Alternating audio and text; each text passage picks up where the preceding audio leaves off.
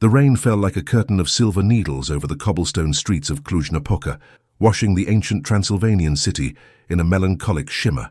Inside a converted monastery that now housed the tech startup incubator Digital Sanctuary, Viktor Renfeld sat before 3 glowing monitors, his pale fingers dancing across the keyboard with mechanical precision.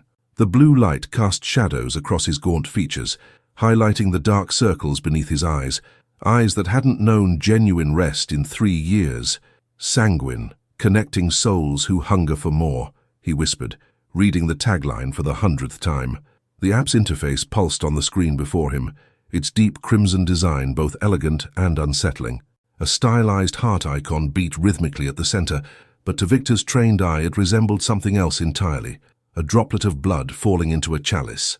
His business partner, Andrei Popescu, burst through the door with his usual enthusiasm, shaking rain from his jacket. "Victor, have you seen the numbers? We hit 10,000 downloads in the first week. 10,000.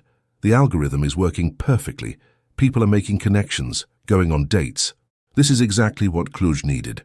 A dating app that actually understands what people want." Victor forced a smile, though it never reached his eyes. Yes, exactly what they want. "The investors are going crazy," Andrei continued, oblivious to Victor's hollow tone. "They want to expand to Bucharest, maybe even Budapest by spring. You're a genius, my friend. How did you design such an effective matching system?"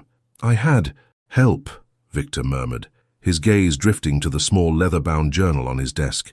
Its cover was worn smooth by centuries of handling, and the pages within contained no code, no algorithms, only names written in elegant script, each one crossed out with a single crimson line. Andrei leaned over Victor's shoulder, studying the analytics dashboard. "Look at this engagement rate. 73% of matches lead to actual meetings. That's unheard of in the industry. What's your secret?" Victor's jaw tightened. "I simply give people what they truly desire, even if they don't know it yet." "Well, whatever you're doing, keep doing it. Oh, and there's a journalist coming by tomorrow. Elena Munteanu from Adevărul Transylvanian. She wants to do a feature on local tech success stories. This could be huge for us." The name struck Victor like a physical blow. Elena Munteanu. He'd seen her profile appear in the app's database 3 days ago. 28 years old, investigative journalist, recently relocated from Bucharest. Her photograph had stopped him cold. Dark hair cascading past her shoulders, intelligent brown eyes that seemed to look through the camera rather than at it, and a subtle defiance in the set of her jaw. She was exactly the type his master preferred. But there was something else, something that had made Victor hesitate before adding her name to the journal. In her profile's brief bio, she'd written, "Seeking truth in a world of shadows. No games, no lies, just authentic connection." The irony had been almost unbearable. "Victor, did you hear me?" "Yes, the journalist tomorrow." "Great. I'll handle most of the interview, but she'll want to meet the genius behind the algorithm." Andrei clapped him on the shoulder. "Get some sleep, man. You look terrible." After Andrei left, Victor sat alone in the darkness, lit only by the monitor's glow. He opened the ancient journal, its pages filled with names, dozens of them, each representing a life he'd helped extinguish. Maria Popescu, 24, marketing consultant, crossed out.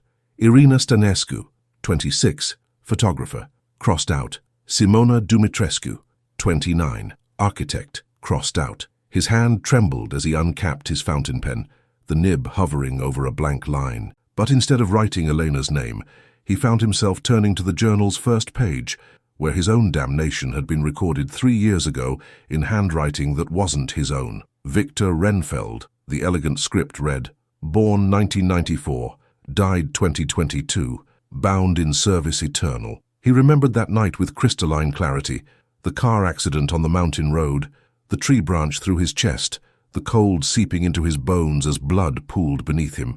He'd been driving back from a failed pitch meeting in Sibiu, his dreams of entrepreneurial success dying along with his body. Then he had appeared. Count Dracula, stepping from the darkness between the trees, as if the night itself had given him form. Tall, impossibly elegant in his black coat, with eyes that held centuries of hunger and wisdom. "You wish to live," the Count had said, not a question but a statement of fact. "Yes," Victor had gasped, blood bubbling from his lips. "You wish to create, to build, to succeed where others have failed." "Yes." "Then rise, Viktor Renfeld. Rise and serve, and I shall give you everything you desire. You will have your success. Your genius will be recognized. You will build an empire of connection and innovation." The Count had knelt beside him, his pale hand extended. "All I ask in return is that you feed my hunger. Use your gifts to find them for me. The young, the vital, the ones whose blood sings with life. Build me a bridge to this modern world and you shall have everything." Viktor had taken his hand. The memory faded as his phone buzzed, dragging him back to the present. A notification from Sanguine. "New match. Catalina Ionescu, 25, wants to meet you." But it wasn't his match. The app wasn't designed to find connections for Viktor. It was designed to find prey for his master. Each woman who downloaded Sanguine unwittingly fed her data into an algorithm that measured vitality, blood type, location, and vulnerability. The matches, it suggested, weren't based on compatibility. They were based on accessibility. Viktor navigated to the back end of the app, where the true interface existed. Here the romantic facade fell away, revealing a hunting ground. Red dots peppered a map of Cluj, each one representing an active user. When he clicked on a dot, detailed profiles appeared, not the carefully curated public profiles, but raw data harvested from their phones, movement patterns, social connections, periods of isolation. A second phone sat beside his keyboard, an antique rotary model that looked absurdly out of place among the modern technology. It never rang, it only received calls, and only from one number. As if summoned by his thoughts, it began to ring now, the sound harsh and grating in the quiet office. Viktor's hand shook as he lifted the receiver. "Master." "Viktor." The Count's voice was silk over steel, cultured and timeless. "I trust the harvest continues to flourish." "Yes, Master. 3 this week. The app's popularity is growing beyond my projections." "Excellent. I have reviewed your selections.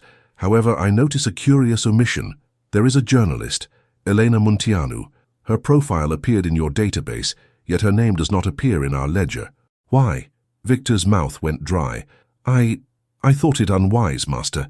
She's investigating local disappearances. Drawing her in could compromise the operation." A long silence followed, during which Viktor could hear his own heartbeat thundering in his ears, a sound that never failed to remind him that he was still technically alive, still human, still capable of fear. "You presume to think, Viktor." The Count's voice carried the weight of ancient displeasure. "I did not grant you life to think. I granted you life to serve. The journalist's blood will be particularly sweet, flavored as it is with curiosity and intelligence. She will come to you tomorrow. You will ensure she downloads the application. You will ensure she receives a match, and you will ensure she meets me. But, Master, if she disappears, then she joins the others. Her investigation dies with her. This is not a request, Viktor. This is a command. Or have you forgotten the price of disobedience?" Viktor closed his eyes, remembering the one time he'd hesitated, the one time he'd tried to warn a woman away. He'd found her 3 days later, drained and discarded in an alley, her death made deliberately brutal as a lesson. The Count's message had been clear. Rebellion would not be tolerated, and innocence would suffer for his weakness. "I understand, Master." "Good. I grow weary of this old blood, Viktor. The villagers have learned to fear the night, to stay indoors, to ward their homes with garlic and crosses. But your app, it brings them to me willingly, eagerly, dressed in their finest and perfumed with anticipation. You have given me the greatest gift, prey that volunteers for slaughter. Do not fail me now." The line went dead. Viktor set down the phone and stared at the journal. Slowly, with the resignation of a man signing his own soul away, he wrote, "Elena Munteanu, 28, journalist." But he did not cross it out. Not yet. The rest of the night passed in a haze of code and guilt. Viktor refined the algorithm, making subtle adjustments that would ensure Elena's experience with Sanguine would be compelling, addictive even.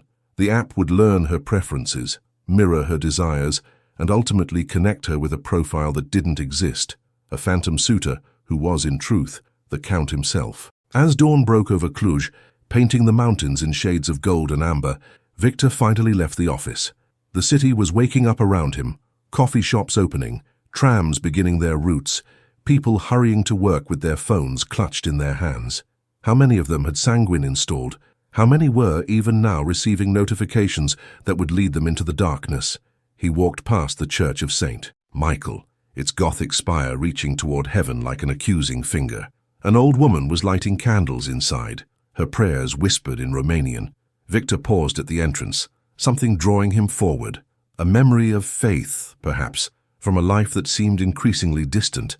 But when he tried to step inside, his body refused. It wasn't the Count's power that stopped him. It was his own guilt, heavy as chains. He was a Judas goat, leading the innocent to slaughter. What right did he have to stand on holy ground? A voice interrupted his tortured thoughts. Not much of a believer, Viktor turned to find a woman in her early 30s watching him, her clerical collar marking her as a priest. She had short auburn hair and green eyes that held both kindness and steel. I used to be, Viktor managed. Faith isn't something we lose, she said, stepping closer. It's something we abandon, usually because we think we don't deserve it anymore. I'm Father Lucia Radulescu. You look like a man who needs to confess something. Viktor almost laughed. What would she say if he told her the truth? That he was a slave to a vampire, feeding an immortal monster through a dating app? That he'd helped murder dozens of women and would add another to that count tomorrow? I don't think you want to hear my confession, Father. Try me. I've heard worse than you might imagine. This city has old darkness in its bones, Mr. Renfeld. Viktor Renfeld. Recognition flickered across her face. The app developer, Sanguine, I've heard about your success. Success? Viktor echoed bitterly. Is that what we're calling it? Father Lucia studied him with unnerving intensity. I've also heard about the disappearances. 7 women in 3 months, all young professionals, all last seen going to meet dates they'd arranged through social media or dating apps. The police think it's human trafficking, but I've lived in Transylvania all my life. I know the signs of older evils. Viktor's blood ran cold. What are you suggesting? I'm suggesting that sometimes technology gives ancient predators new hunting grounds. I'm suggesting that you look like a man who's made a deal he regrets. And I'm suggesting that no matter how far you've fallen, redemption is still possible, but only if you're willing to fight for it. Before Viktor could respond, his phone buzzed. A message from Andre. Elena Munteanu arriving at 10 a.m. Be ready. Father Lucia noticed his reaction. Bad news? The worst kind. The kind that's inevitable. She reached into her pocket and pressed a small silver cross into his palm. Take this. When the darkness feels overwhelming, remember that light still exists. And if you ever want to talk, really talk, you know where to find me. Viktor pocketed the cross, feeling its weight like a brand against his skin. Thank you, Father, but I think I'm beyond saving. No one is beyond saving, Viktor. Not even you. Remember that. As she walked away, Viktor pulled out the cross and examined it. The silver was old, worn smooth by countless hands, and engraved on the back were words in Latin, Lux in tenebris lucet, the light shines in the darkness. He thought about throwing it away. He thought about running, leaving Cluj, leaving Romania, trying to escape the Count's reach. But he knew it was futile. Dracula's power extended far beyond these mountains, and Viktor's life was bound to his master's will by something stronger than chains, by the promise that had resurrected him, by the debt of existence itself. Instead, he went home to his apartment, showered, and dressed in his best suit. He practiced his smile in the mirror, trying to make it reach his eyes, trying to look like the successful entrepreneur everyone believed him to be, rather than the hollow puppet he'd become. At 9:45 a.m., he was back at the office, watching the door with the dread of an executioner awaiting his next victim. At precisely 10 a.m., Elena Munteanu arrived. She was even more striking in person than her photograph suggested. She wore a professional charcoal blazer over a burgundy blouse, her dark hair pulled back in a loose bun that somehow managed to be both practical and elegant. But it was her eyes that arrested him, intelligent, probing, alive with curiosity and an unmistakable determination. She extended her hand. Mr. Renfeld, Elena Munteanu, thank you for agreeing to this interview. Viktor shook her hand, feeling the warmth of living flesh, the strength in her grip. Please, call me Viktor. And the pleasure is mine. We're always happy to share our story. Our story? She pulled out a digital recorder and notepad. I was under the impression you were the primary developer. I am, but Andre, my business partner, handles the business side. It's very much a team effort. As Andre joined them, launching into his enthusiastic pitch about Sanguine's mission to revolutionize connection in the digital age, Viktor found himself studying Elena. She was listening carefully, occasionally jotting notes, but her eyes kept returning to him as if sensing something beneath the surface. "And what inspired you specifically to create a dating app?" she asked, directing the question at Viktor. I wanted to help people find what they're looking for, to connect those who hunger for genuine relationships." Interesting word choice. Hunger. Your app's name, Sanguine, means both blood red and optimistic in English. Was that intentional? Viktor felt a chill run down his spine. She was sharper than he'd anticipated. "I wanted something that represented passion, vitality. Blood is life, after all." "It is indeed." Elena leaned forward slightly. "I have to ask, are you aware of the recent disappearances in Cluj? 7 women in 3 months, all professional women in their 20s, all last seen going to dates arranged through various apps." Andrei jumped in quickly. "Those are tragic cases, of course, but they're not connected to Sanguine specifically. Women have used all sorts of apps." "I didn't say they were," Elena interrupted smoothly, her eyes never leaving Viktor's face. "I'm simply asking if you've noticed any unusual patterns in your user data. Missing persons reports, accounts that go suddenly inactive, anything that might help the investigation." Viktor forced himself to hold her gaze. "We have strict privacy policies. We don't monitor our users beyond basic security measures, but I assure you, if we suspected anything, we'd report it immediately to the authorities." "Of course." Elena smiled, but it didn't quite reach her eyes. She saw through him, he realized. Maybe not the full truth, but she sensed something was wrong. "Well, I should experience the app myself to write a proper review. Is it really as effective as people say?" "Download it and see," Andrei urged. "I guarantee you'll be impressed by the matching algorithm." Viktor wanted to scream a warning, to knock the phone from her hands, to tell her to run and never look back.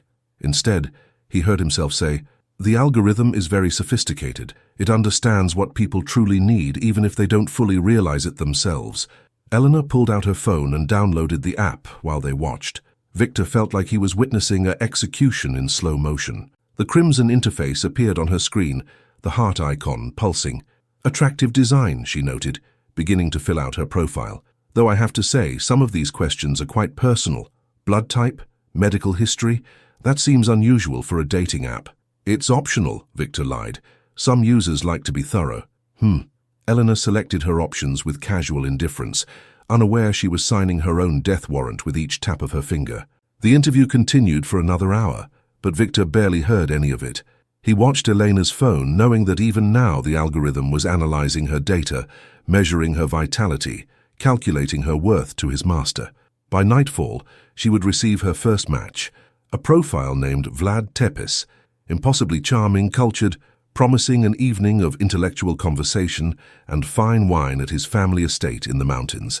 And she would go. They always did. As Elena prepared to leave, she paused at the door. "One more thing, Viktor.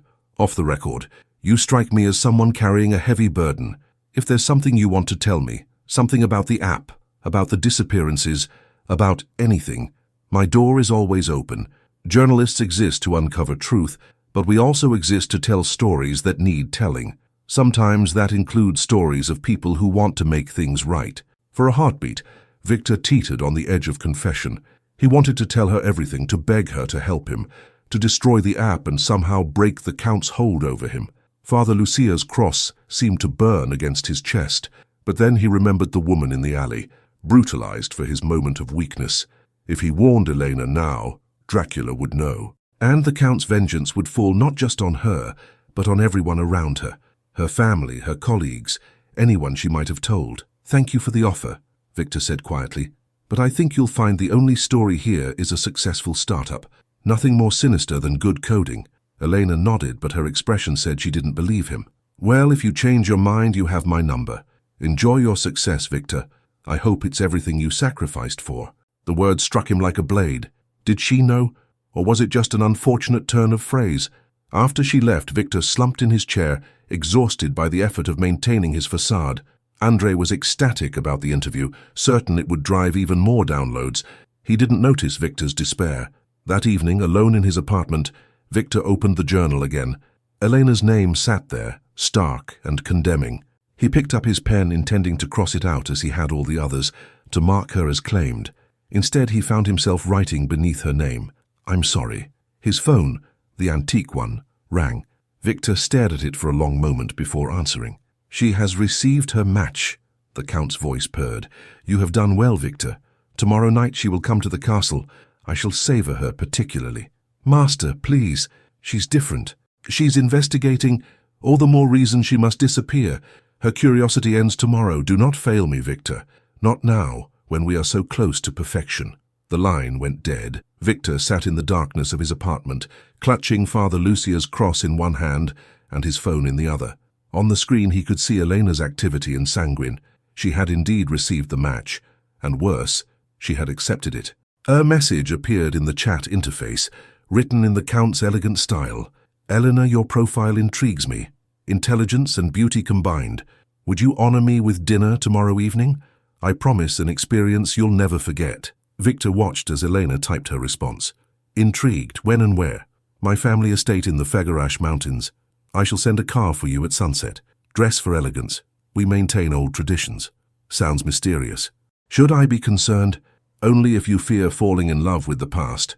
Viktor's hands trembled as he watched the exchange.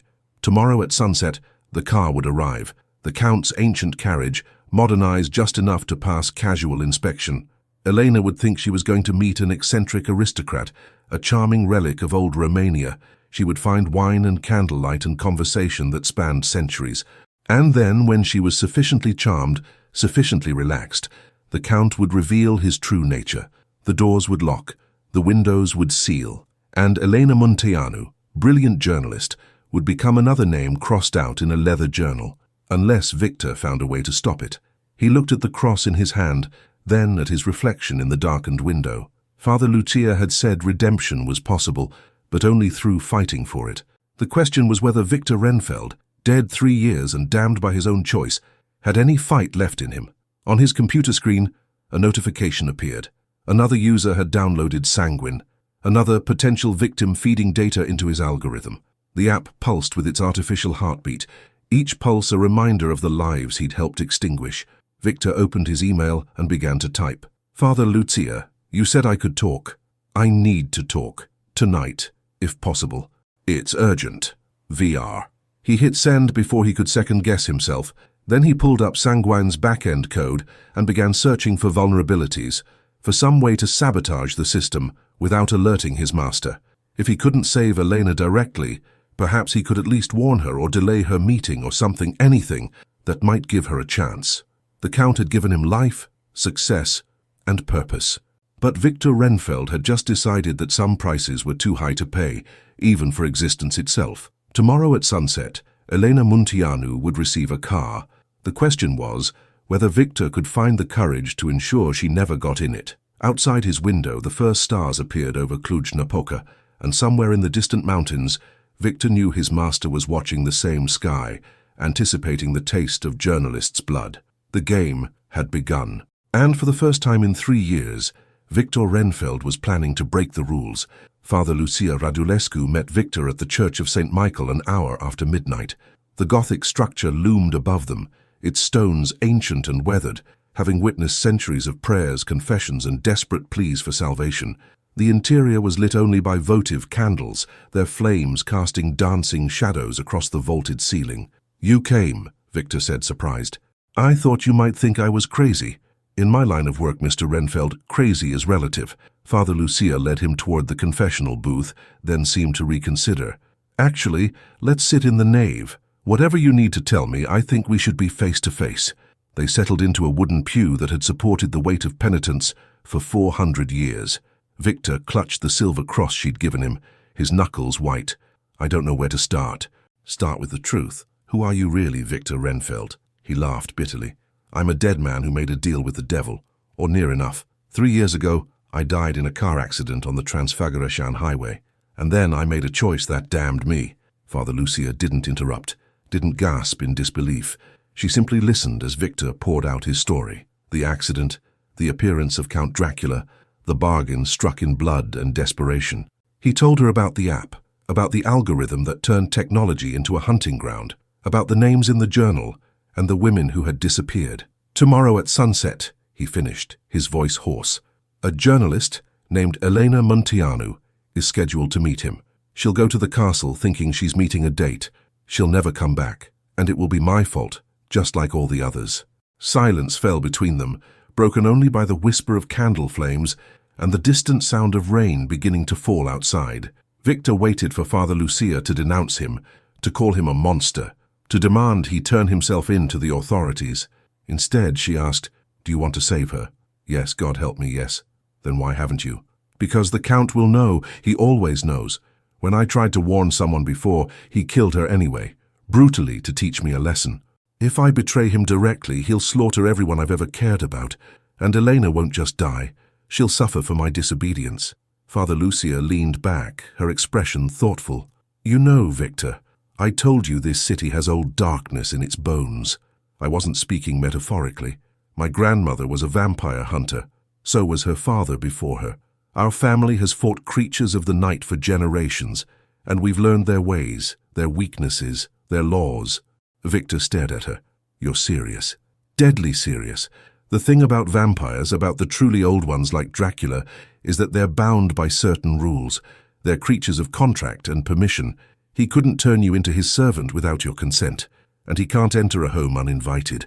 But more importantly, the bond between master and servant can be broken."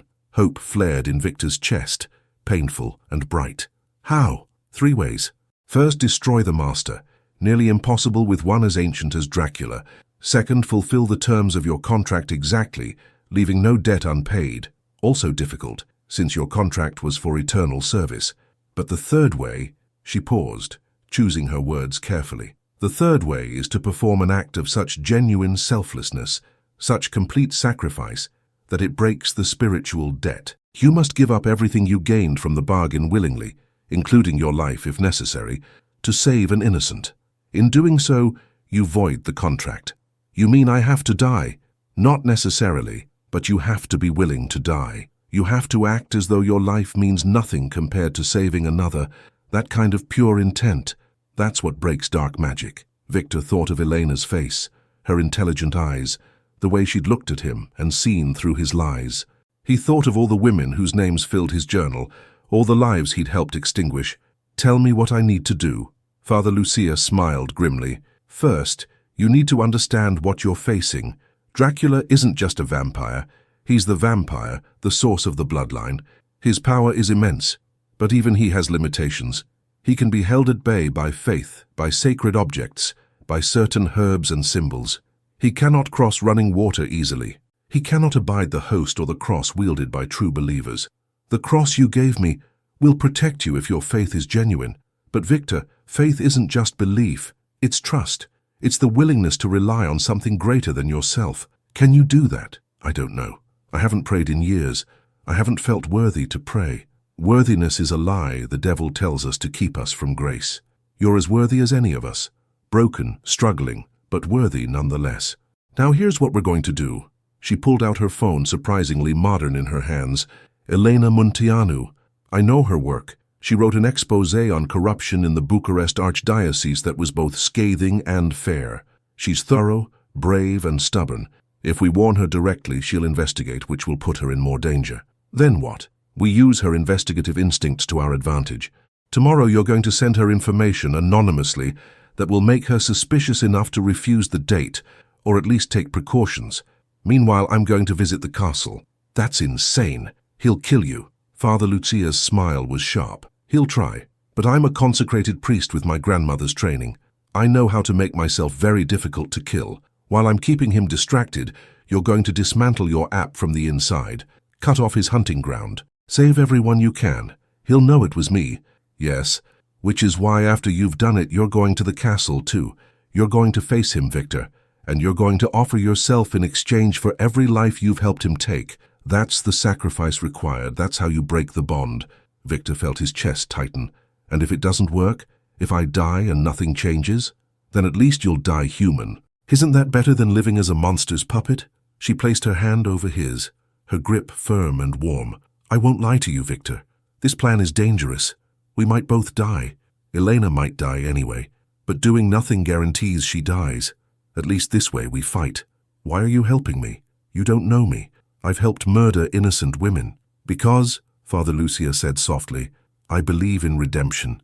I believe that no one is beyond saving, not even you.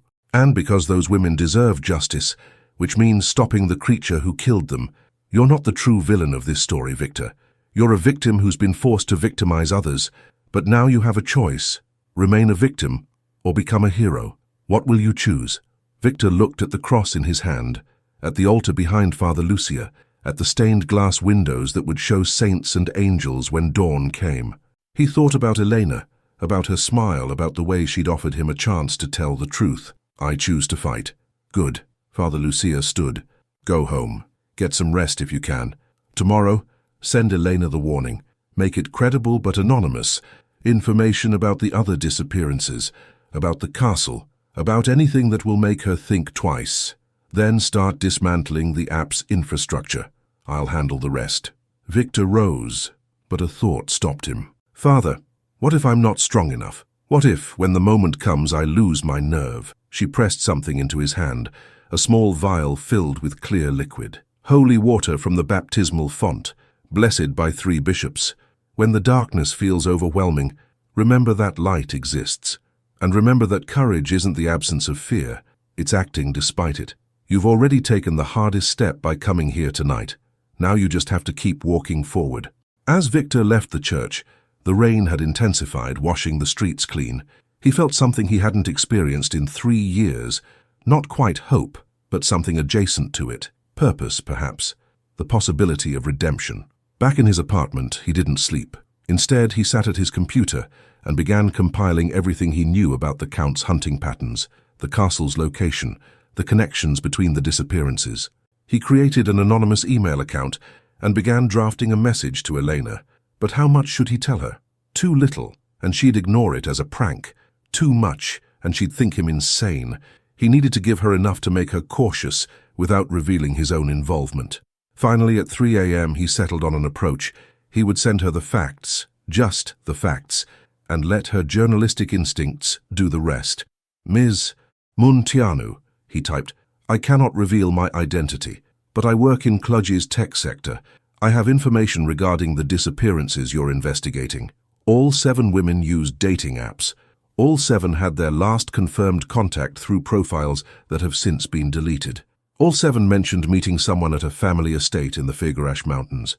Attached are the coordinates of an abandoned castle in that region, as well as traffic camera footage showing vehicles matching descriptions from witnesses.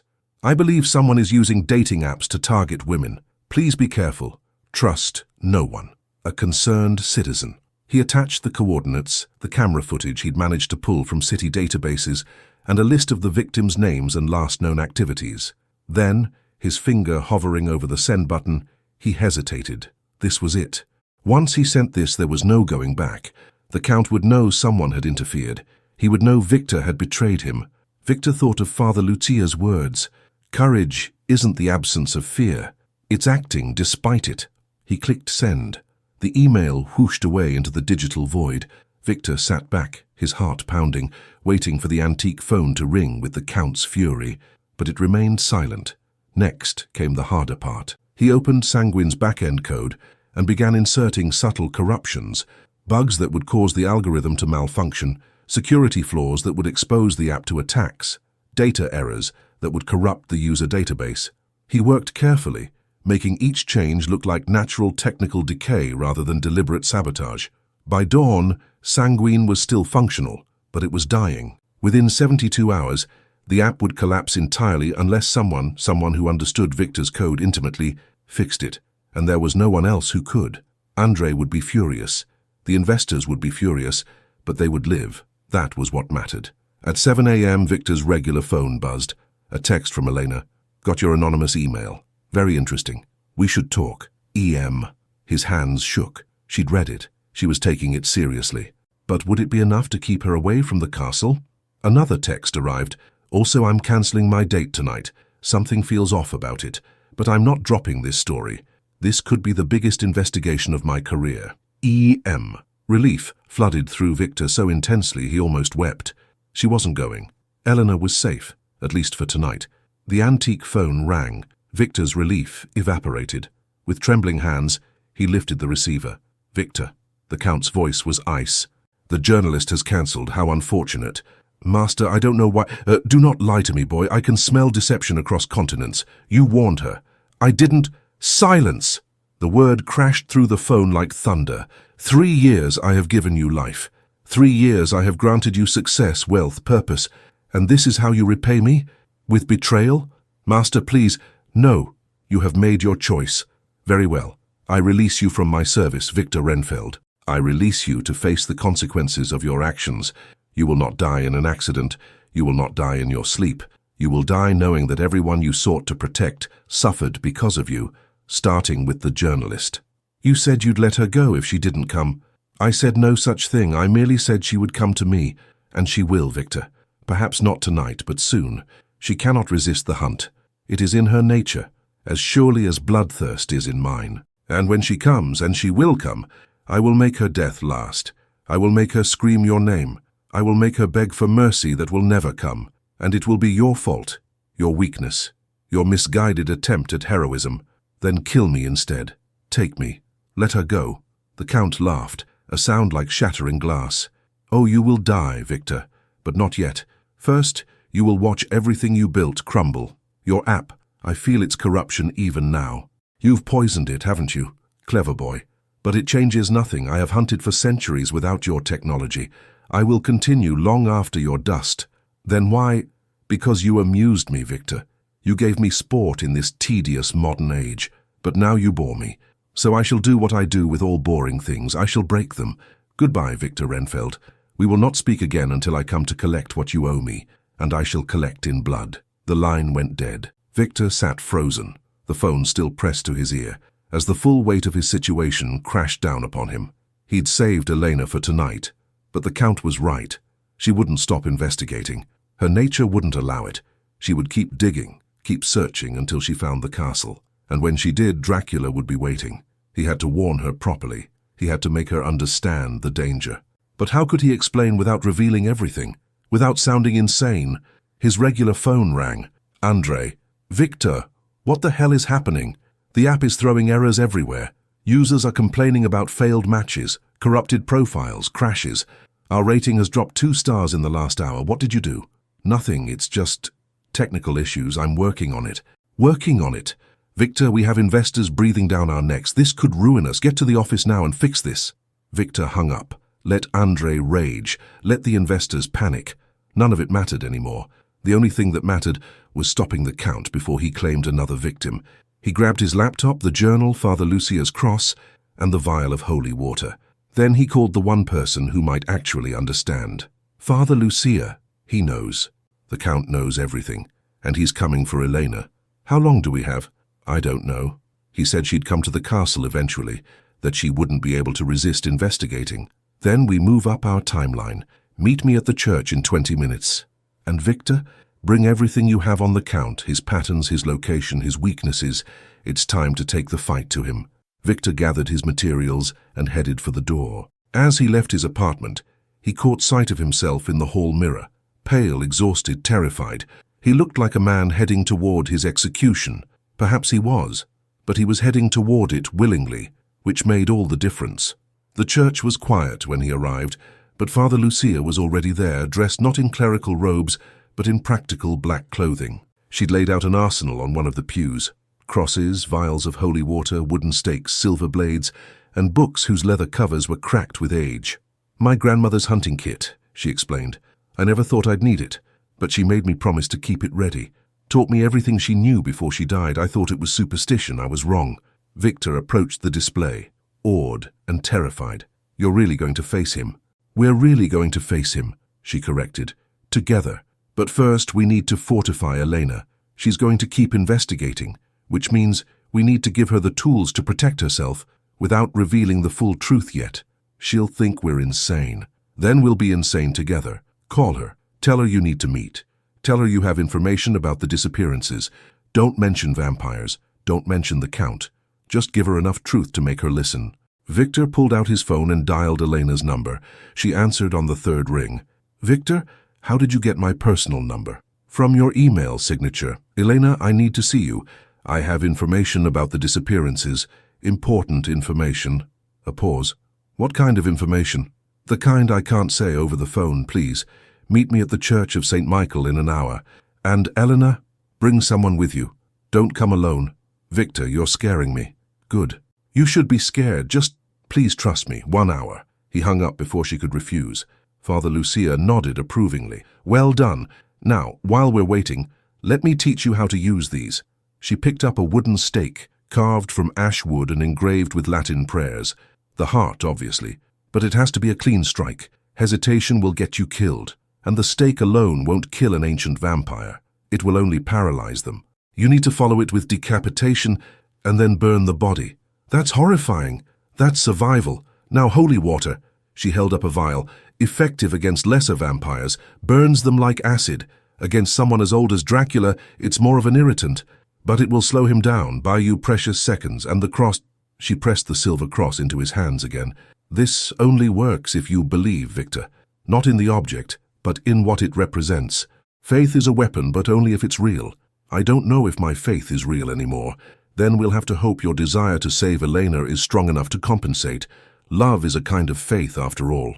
Victor looked up sharply. I don't love her. I barely know her. Don't you? You're willing to die for her. You've betrayed your master for her.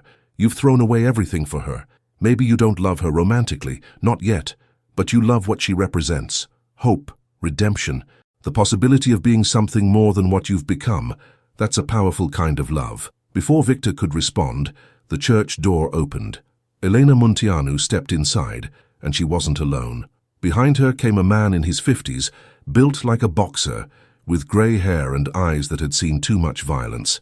Viktor Renfeld, the man said, his voice carrying a distinct accent.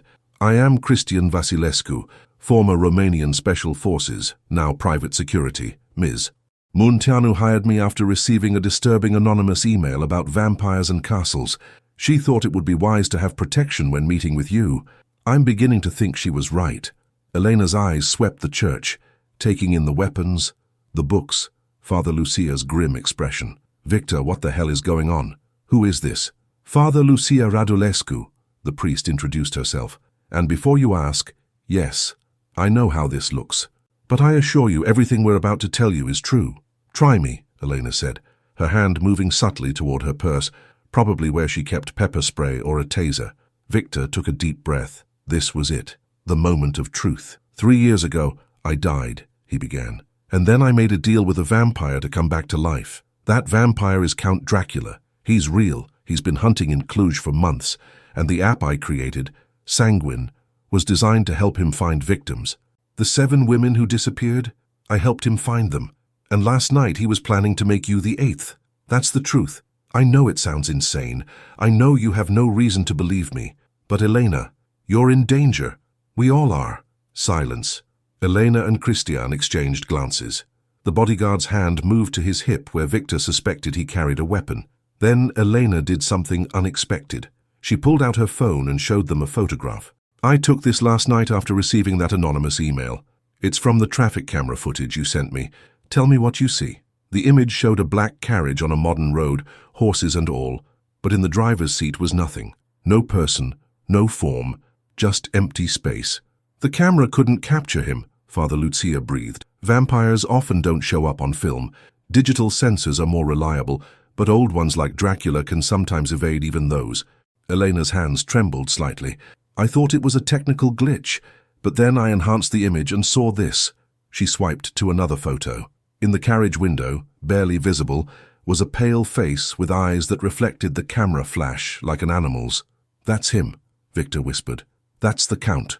Cristian stepped forward, his expression hard. Ms. Munteanu, I've served in the Carpathian regions. I've heard stories. My grandmother told me things. If this is true, if even half of this is true, we need to go to the authorities. And tell them what? Father Lucia challenged. That a vampire is killing women? They'll think we're insane. No, if we're going to stop this, we have to do it ourselves. Elena looked at Victor, really looked at him, and he saw the moment she decided to believe. Show me the journal, the one with the names. Victor pulled it from his bag and handed it to her. She opened it, reading the list of names, each one crossed out in crimson ink. Her face went pale. Maria Popescu. She was my cousin's friend. She disappeared 2 months ago. Elena's voice shook. Irina Stănescu. She wrote for our paper. She was going to be married. She looked up at Victor, tears in her eyes. You helped kill them. Yes. Why? Because I was afraid. Because I wanted to live, because I convinced myself that my survival was worth their deaths. I was wrong, and I'm going to spend whatever time I have left making it right." Elena closed the journal and handed it back. "Then we'd better get started, because if this monster is as dangerous as you say, we're going to need a plan, a good one." Christian nodded slowly. "I know the Fagarash Mountains. I know the old castle you mentioned. It's been abandoned for decades, or so everyone thinks. If we're really doing this, we need to scout it first, learn the layout, find the weaknesses." "He's strongest at night," Father Lucia said, "between sunset and dawn. During the day, he's vulnerable. That's when we strike." "How do you know all this?" Elena asked. "Family tradition. My grandmother hunted vampires. So did her father. The knowledge has been passed down for generations." Elena shook her head in disbelief. "This morning, I woke up in a rational world. Now I'm planning to storm a vampire's castle with a priest, a dead man, and a bodyguard." "My editor is never going to believe this story." "If we survive," Viktor said quietly, "you can write whatever you want. But Elena, you need to understand something. The Count said he'll come for you, that you won't be able to resist investigating, and he's right, isn't he? Even knowing the danger, you're not going to walk away." Elena met his gaze without flinching. 7 women are dead, maybe more. If there's even a chance I can stop this, stop him, then no, I'm not walking away. That's not who I am. "Then we prepare," Father Lucia said. "Tonight we gather supplies. Tomorrow we scout the castle. And tomorrow night we end this, one way or another." As they began to plan, Viktor felt the weight of his journal in his hands. 7 names. 7 lives he'd helped extinguish. But perhaps if they succeeded, he could prevent an 8th and a 9th, and all the others the Count would claim across the centuries. It wasn't redemption, not yet, but it was a start. Outside the church, the sun climbed higher in the sky, driving back the shadows. But Viktor knew that sunset would come again, as it always did, and when the darkness fell, they would be ready, or they would die trying. Either way, Viktor Renfeld had finally chosen his side, and he would see it through to the end. The Fagarash Mountains rose like jagged teeth against the morning sky, their peaks shrouded in mist that never fully burned away even under the sun's scrutiny. Viktor sat in the passenger seat of Christian's SUV, watching the landscape transform from modern civilization to something ancient and untamed. Behind them, Father Lucia and Elena occupied the back seat, reviewing maps and old documents the priest had brought from her grandmother's collection. "The castle is about 15 kilometers ahead," Christian said, his eyes on the winding mountain road. "Local legends say it was built in the 15th century by Vlad Tepes himself, though historians dispute that. What's not disputed is that people avoid it. Shepherds won't graze their flocks within 5 kilometers. Hikers report feelings of dread, of being watched. Smart ones turn back. And the ones who don't?" Elena asked. "Some come back with stories of strange lights, of voices on the wind. Others don't come back at all." Viktor felt the weight of Father Lucia's cross against his chest. He'd worn it under his shirt, and now its presence was both comforting and accusatory. How many people had failed to return because of him, because he'd marked them in his database, delivered them to the Count like livestock to slaughter? "Viktor," Elena said softly, drawing his attention, "stop torturing yourself. What's done is done. We focus on what we can still change." "How can you even look at me, knowing what I've done?" "Because I've covered enough crime stories to know the difference between a monster and a victim who became complicit in monstrosity. You made terrible choices, but you're trying to make them right. That matters." "Does it? Will it matter to the families of those women?" Elena was quiet for a moment. "I don't know. But it matters to the women who haven't been taken yet. It matters to me." Father Lucia leaned forward, placing a hand on Viktor's shoulder. "Guilt is a luxury we can't afford right now. You'll have plenty of time for penance if we survive this. Until then, channel that guilt into action." The road narrowed, becoming little more than a dirt track carved into the mountainside. Trees pressed close on either side, their branches forming a canopy that blocked out much of the morning light. Viktor noticed something odd. No birds sang in these woods. No insects hummed. The silence was absolute, oppressive. "We're getting close," Christian said, slowing the vehicle. "I can feel it." "Feel what?" Elena asked. "The wrongness. It's like the mountain itself is holding its breath." They rounded a final curve, and the castle came into view. Viktor had seen it before, but only in the Count's memories, visions that had leaked through their bond during quiet moments. Seeing it with his own eyes was different. The structure rose from a rocky outcrop like a growth of dark stone, its towers reaching toward the sky in defiance of gravity and good sense. The walls were thick, medieval, designed to withstand sieges. Windows were narrow slits, revealing nothing of the interior. A single road led to the main gate, exposed and easily observed from the battlements. "It's a fortress," Christian observed, pulling out binoculars. "Designed for defense. No cover approaches. Anyone coming up that road would be completely vulnerable. Which is why we're not using the road," Father Lucia said. She pointed to the eastern side of the castle, where the cliff face looked sheer and unclimbable. "My grandmother's notes mention an old escape tunnel, built so the castle's lords could flee if besieged. It opens somewhere along that cliff. We find it. We have a way in that he won't expect." "Assuming it still exists," Elena said, "and assuming it's not guarded. Everything's an assumption at this point, but it's the best chance we have." They parked the SUV in a grove of trees a kilometer from the castle and proceeded on foot, moving carefully through the forest. Viktor carried a backpack filled with Father Lucia's vampire hunting tools, crosses, stakes, holy water, and several items whose purposes he didn't fully understand. The weight felt both literal and metaphorical. As they climbed toward the cliff face, Viktor became increasingly aware of being watched, not by human eyes but by something else. The forest seemed to track their movement, shadows shifting where no wind blew, branches creaking with deliberate rhythm. "Does anyone else feel that?" Elena whispered. "The castle knows we're here," Father Lucia said. "Or rather, its master does. These mountains are part of his domain. The land itself serves him." "That's impossible," Christian said, but his hand moved to the pistol at his hip, a weapon loaded with silver bullets, another item from the priest's arsenal. Many impossible things are true in the shadow of that castle. They reached the cliff face after an hour of climbing. Up close, the rock looked completely solid, with no hint of an entrance. Father Lucia pulled out her grandmother's journal, comparing sketches to the actual geography.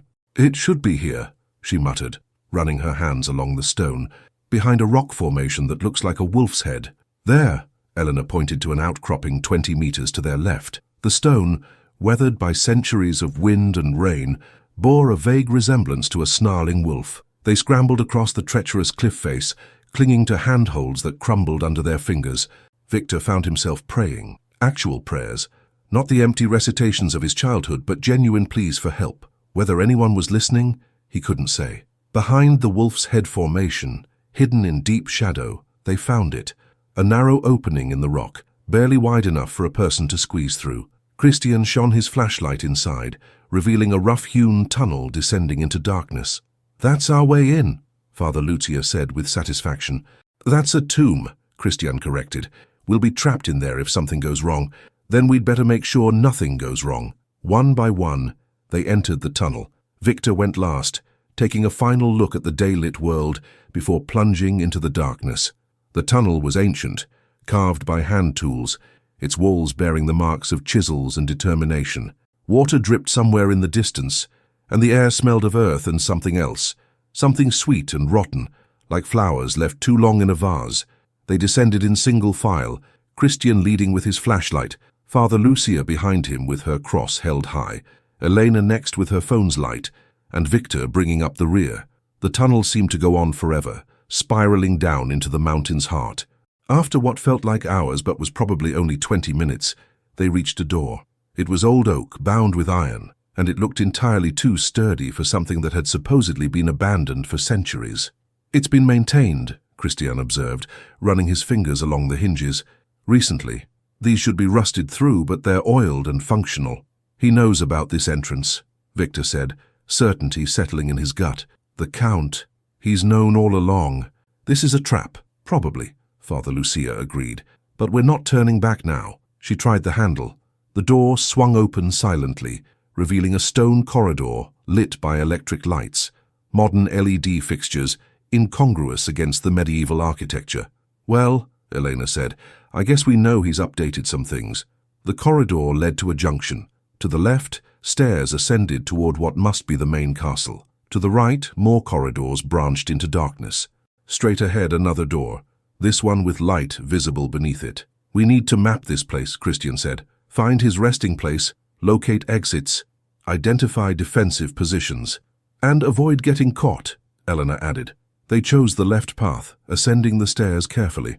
The modern lighting continued, though the aesthetic became increasingly bizarre as they climbed, medieval tapestries depicting scenes of battle and bloodshed, but updated with LED backlighting. Antique furniture polished to perfection, suits of armor that looked functional rather than decorative. They emerged into what appeared to be a great hall. The space was vast, with a vaulted ceiling lost in shadows, despite the elaborate chandelier that hung from chains as thick as a man's arm. A long dining table dominated the center, set for one with silver plates and crystal glasses. At the head of the table sat an ornate chair that could only be described as a throne. "He lives here," Elena breathed. "Actually lives here like a person." "He is a person," Father Lucia said, "just not a living one. Vampires aren't mindless monsters. They retain their intelligence, their personality, their memories. That's what makes them so dangerous. They have centuries of experience and they remember every lesson." Viktor approached the table, noting the meal laid out. Raw meat on the silver plate, so fresh it still glistened with blood. A wineglass filled with something too dark and thick to be wine. His stomach turned. "He dined recently," he said, "or was planning to." A sound echoed through the hall, the slow, deliberate clap of hands. They spun toward the source, weapons raised, lights swinging wildly. Count Dracula stood at the far end of the hall, framed by an archway they hadn't noticed. He was tall, as Viktor remembered, but seeing him in person rather than in dreams was overwhelming. The Count wore a modern suit, perfectly tailored, but something about his posture, his bearing, spoke of another age. His face was pale and aristocratic, ageless yet ancient, with dark hair swept back from a high forehead. His eyes, deep brown, almost black, held the weight of centuries. "Bravo," the Count said, his voice cultured and precise. "You found my little secret entrance. I'm impressed. Most trespassers use the front door, which is terribly predictable." Christian's gun came up, trained on the Count's heart. "Don't move." Dracula smiled and the expression held genuine amusement. "Or what? You'll shoot me? Please, do try. I'm curious how silver bullets feel. It's been nearly 50 years since anyone was bold enough to attempt it." "We're not here to negotiate," Father Lucia said, stepping forward with her cross held before her. "We're here to end your reign of terror, creature." The Count's eyes fixed on her, and for the first time something like respect crossed his features. "A Radulescu, I should have known. Your grandmother was a formidable adversary. She nearly killed me, you know, back in 1987. Came very close indeed. Do you have her skill, I wonder? Or merely her tools? Why don't you find out? Perhaps I shall. But first..."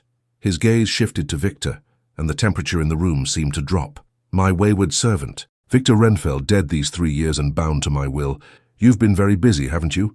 Sabotaging my feeding grounds, warning my prey, plotting my destruction. I'm almost proud. It takes courage to betray one such as me." "I should never have served you," Viktor said, forcing himself to meet those ancient eyes. "I was wrong, I was a coward, and I'm going to stop you, even if it costs me everything." "It will cost you everything, Viktor. That's the point. But tell me, was she worth it?" The Count gestured toward Elena.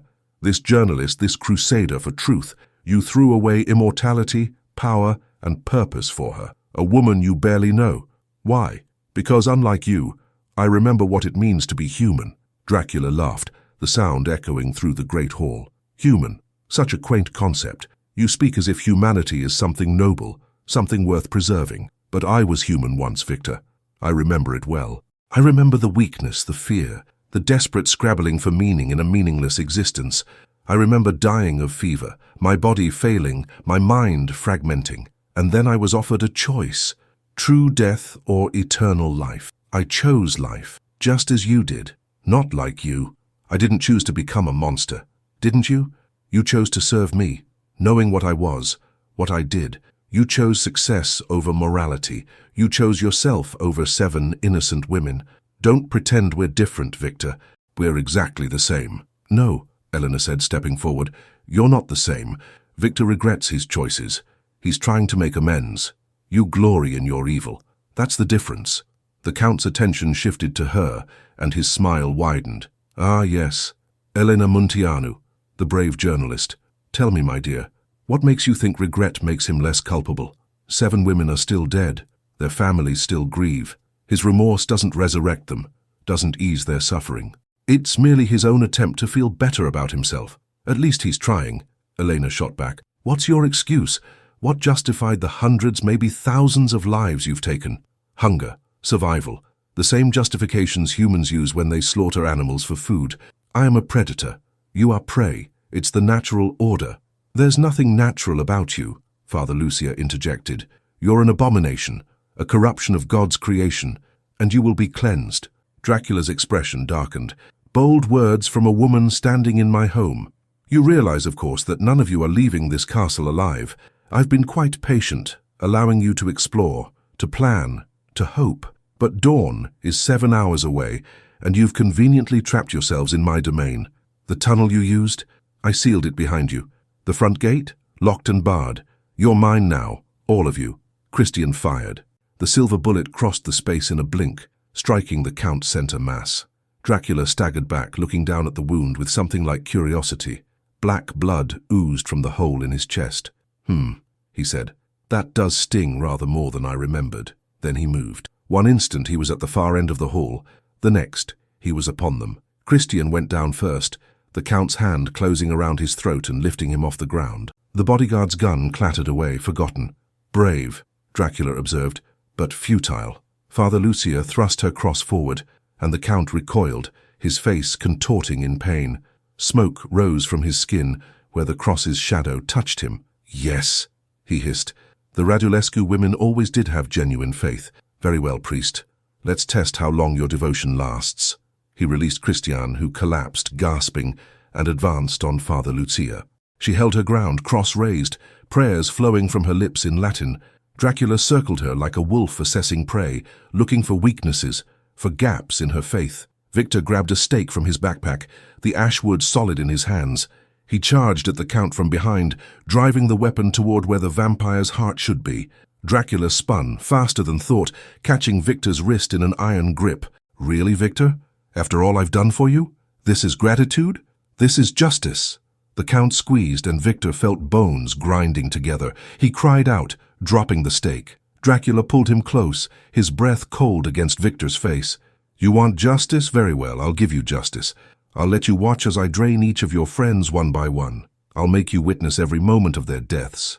And then, when you're broken and begging, I'll grant you the mercy you denied yourself 3 years ago. I'll give you true death. How's that for justice?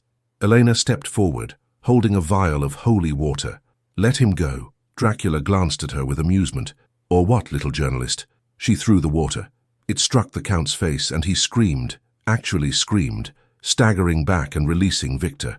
His skin sizzled where the blessed liquid touched it, smoke rising from burns that looked like acid damage. You bitch, Dracula snarled, his aristocratic veneer cracking to reveal the monster beneath. His face contorted, becoming bestial, and his eyes blazed red. You'll die first, I'll take my time with you, I'll make it last days. But Father Lucia was already chanting, her voice rising in prayer, and Christian had recovered enough to fire another shot. This time the silver bullet struck the Count's shoulder, spinning him around. Run! Viktor shouted. Back to the tunnel! They fled, Christian half carrying Father Lucia, Elena supporting Viktor's injured wrist. Behind them, they heard Dracula's roar of rage, followed by the sound of pursuit, footsteps that shouldn't be possible, moving with inhuman speed. They reached the corridor, racing back toward the tunnel entrance, but when they arrived, Viktor's heart sank. The Count hadn't been bluffing. The entrance was sealed, blocked by a cave-in that looked recent and deliberate. No, Elena breathed. No, no, no. This way. Christian pointed to a side passage. We find another exit. Barricade ourselves until dawn. Sunlight will weaken him. They ran through a maze of corridors, the castle's layout seemingly designed to confuse and disorient. Viktor's wrist throbbed with every heartbeat, and he could hear the Count behind them, calling out in a voice that echoed through the stone halls. You cannot hide from me. This is my domain. Every shadow, every stone knows me. I am the castle, and the castle is me. They burst into what looked like a chapel, a small room with wooden pews and an altar, though the religious iconography had been defaced, crosses inverted, saints' faces scratched away. But there was a door at the far end, and more importantly, there were windows, narrow slits but open to the outside. Bar the door, Father Lucia commanded. Christian and Viktor dragged the pews against the entrance, while Elena and the priest examined the windows. Too narrow for adults, Elena said, but maybe we could signal for help. There is no help, Father Lucia said quietly. "Not this far into the mountains. Not at this hour. We're alone." The door shuddered as something massive struck it from the other side. Once, twice. The pews groaned but held. "Let me in, Victor." The Count's voice was mocking now. "Let me in, and I'll make it quick for the others. They can die painlessly. Isn't that worth something? Isn't their mercy worth your obedience?" Victor looked at his companions, at Christian, battered but still standing, at Father Lucia, clutching her cross with unwavering faith, at Elena, her eyes wide with fear, but her jaw set with determination. They'd come here because of him, because of his choices. If they died, it would be his fault. Another list of names to add to his journal of shame, unless he did something about it. He moved toward the door. "Victor, no!" Elena grabbed his arm. "Don't listen to him." "He's right," Victor said softly. "This is my fault. All of it. I should be the one to pay." "That's not how redemption works," Father Lucia said. "Redemption isn't suicide. It's living with your choices and fighting to make better ones. You don't get to take the easy way out. This isn't the easy way, isn't it? Dying is easy, Victor. Living with what you've done, making amends. Facing each day knowing you can never fully repay your debts, that's hard. That's what I'm asking you to do. Don't rob yourself of the chance to actually fix things." The door shuddered again, cracks appearing in the ancient wood. "We need a plan," Christian said. "We need—" The window exploded inward. Not the narrow slits, but a portion of the wall itself, stone crumbling as if from an explosion. Through the opening came not the Count, but creatures, wolves, but wrong somehow, their eyes glowing red, their movements coordinated and intelligent. "His servants," Father Lucia said, "the beasts of the castle. He can command them, speak through them." The wolves circled, snarling, and through their mouths came Dracula's voice, distorted but recognizable. "Did you think I would only use the door? This is my domain, my power. Every creature, every stone, every shadow obeys me here. You have nowhere to run, nowhere to hide. Surrender, and I promise you a clean death. Fight, and I will make you suffer beyond your imagination." Victor felt Father Lucia's cross burning against his chest. He pulled it out, holding it before him, and something unexpected happened. It began to glow, faint but real, emanating a soft white light. "Your faith," Father Lucia whispered. "It's real, Victor. You do believe. I don't know what I believe, but I know I won't let him win. Not today. Not ever." The wolves hesitated, wary of the light. Through them, Dracula laughed. "Faith, hope, love. Such human conceits. They'll fail you, Victor, as they failed everyone who's ever stood against me. I am eternal. You are mayflies. There is no victory for you here, only the choice of how you die." "Then we choose to die fighting," Elena said, picking up a fallen stake. "And maybe, just maybe, we take you with us." The Count's laughter echoed through the chapel. "Brave words. Let's see how long that courage lasts." The wolves attacked, and in the chaos that followed, claws and fangs, crosses and stakes, prayers and screams, Victor realized something. Father Lucia had been right. Redemption wasn't about dying heroically. It was about fighting for those who couldn't fight for themselves, about standing against evil, even when victory seemed impossible. He'd spent 3 years serving darkness. Now, in this defiled chapel, surrounded by monsters and accompanied by heroes, Viktor Renfeld chose to serve the light, even if it killed him, especially if it killed him, because some choices, he finally understood, were worth making, regardless of the cost. The first wolf lunged at Christian, jaws snapping for his throat. The former soldier met it with a silver blade, slashing across its muzzle. The creature yelped, a sound that was part animal, part human scream, and black blood sprayed across the chapel floor. But 3 more took its place, circling, coordinating their attack with unnatural intelligence.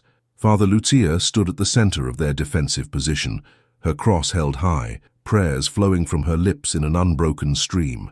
The wolves wouldn't cross into the circle of light the cross created, but they prowled at its edges, testing, waiting for her faith to falter. Elena wielded a stake like a club, her journalistic instincts temporarily overridden by pure survival. When a wolf got too close, she struck it across the skull, driving it back. "How many of these things are there?" "As many as he needs," Victor shouted, swinging his own makeshift weapon, a heavy silver candelabra he'd grabbed from the altar. His injured wrist screamed with every movement, but he ignored the pain. "The mountains are full of wolves. He can call them all if he wants." Through the broken window, more shapes appeared, bats this time, hundreds of them, swarming into the chapel in a living cloud of leather wings and tiny fangs. They descended on the group in a frenzy, biting exposed skin, tangling in hair, creating chaos. "Cover your faces," Father Lucia commanded, but her voice was strained. Maintaining the protective circle while being assailed on all sides was draining her rapidly. Viktor felt tiny teeth puncture the back of his neck, his hands, his scalp. Each bite burned like acid, and he realized with horror that the bats weren't just attacking, they were feeding, drawing blood that would weaken them further. He swung wildly, crushing the tiny bodies, but for every bat he killed, 2 more took its place. Through the maelstrom of wings and fur, Dracula's voice echoed, "Feeling weak yet, Viktor? That's your blood leaving you, drop by drop. In an hour, you'll be too exhausted to stand. In 2, you'll lose consciousness. And then I'll have you. All of you." "We need to get out of this room," Christian shouted, firing his pistol at the wolves. Each shot found its mark, but the creatures barely slowed. "Find another defensible position." "There is no defensible position," Elena countered, her voice edged with panic. "This whole castle is his." Father Lucia's eyes suddenly widened with realization. "The crypt. Every castle has a family crypt. If Dracula sleeps here, that's where his coffin will be. If we can reach it, destroy his resting place, he becomes vulnerable," Viktor finished. "He'll have nowhere to retreat when dawn comes." "You'll never reach the crypt alive," Dracula's voice mocked through his servants. "But please do try. It's been centuries since I've had such entertaining prey." The door burst inward, the barricade of pews exploding into splinters. Count Dracula himself stood in the doorway, his face still bearing the burns from the holy water but already healing, the supernatural flesh knitting itself back together. His eyes blazed red in the darkness. "Enough games," he said, his voice dropping the mockery and becoming something cold and absolute. "You've amused me, but my patience has limits. Kneel, and I'll make your deaths swift. Fight, and I'll make them last until dawn, when you'll pray for me to end you." "We'll never kneel to you," Elena said, her voice steady despite the fear Viktor could see in her eyes. "Won't you?" The Count stepped into the chapel, and immediately Father Lucia's cross blazed brighter, forcing him back. He hissed in pain but smiled through it.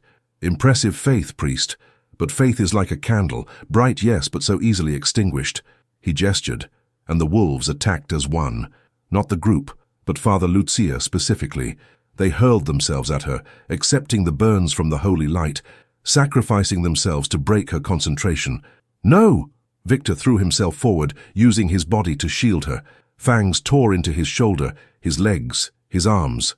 Pain exploded through his nervous system, but he held his ground, keeping Father Lucia upright. Christian was there an instant later, his blade flashing in the cross's light, cutting down wolves with brutal efficiency, but there were too many, and both men were taking terrible damage.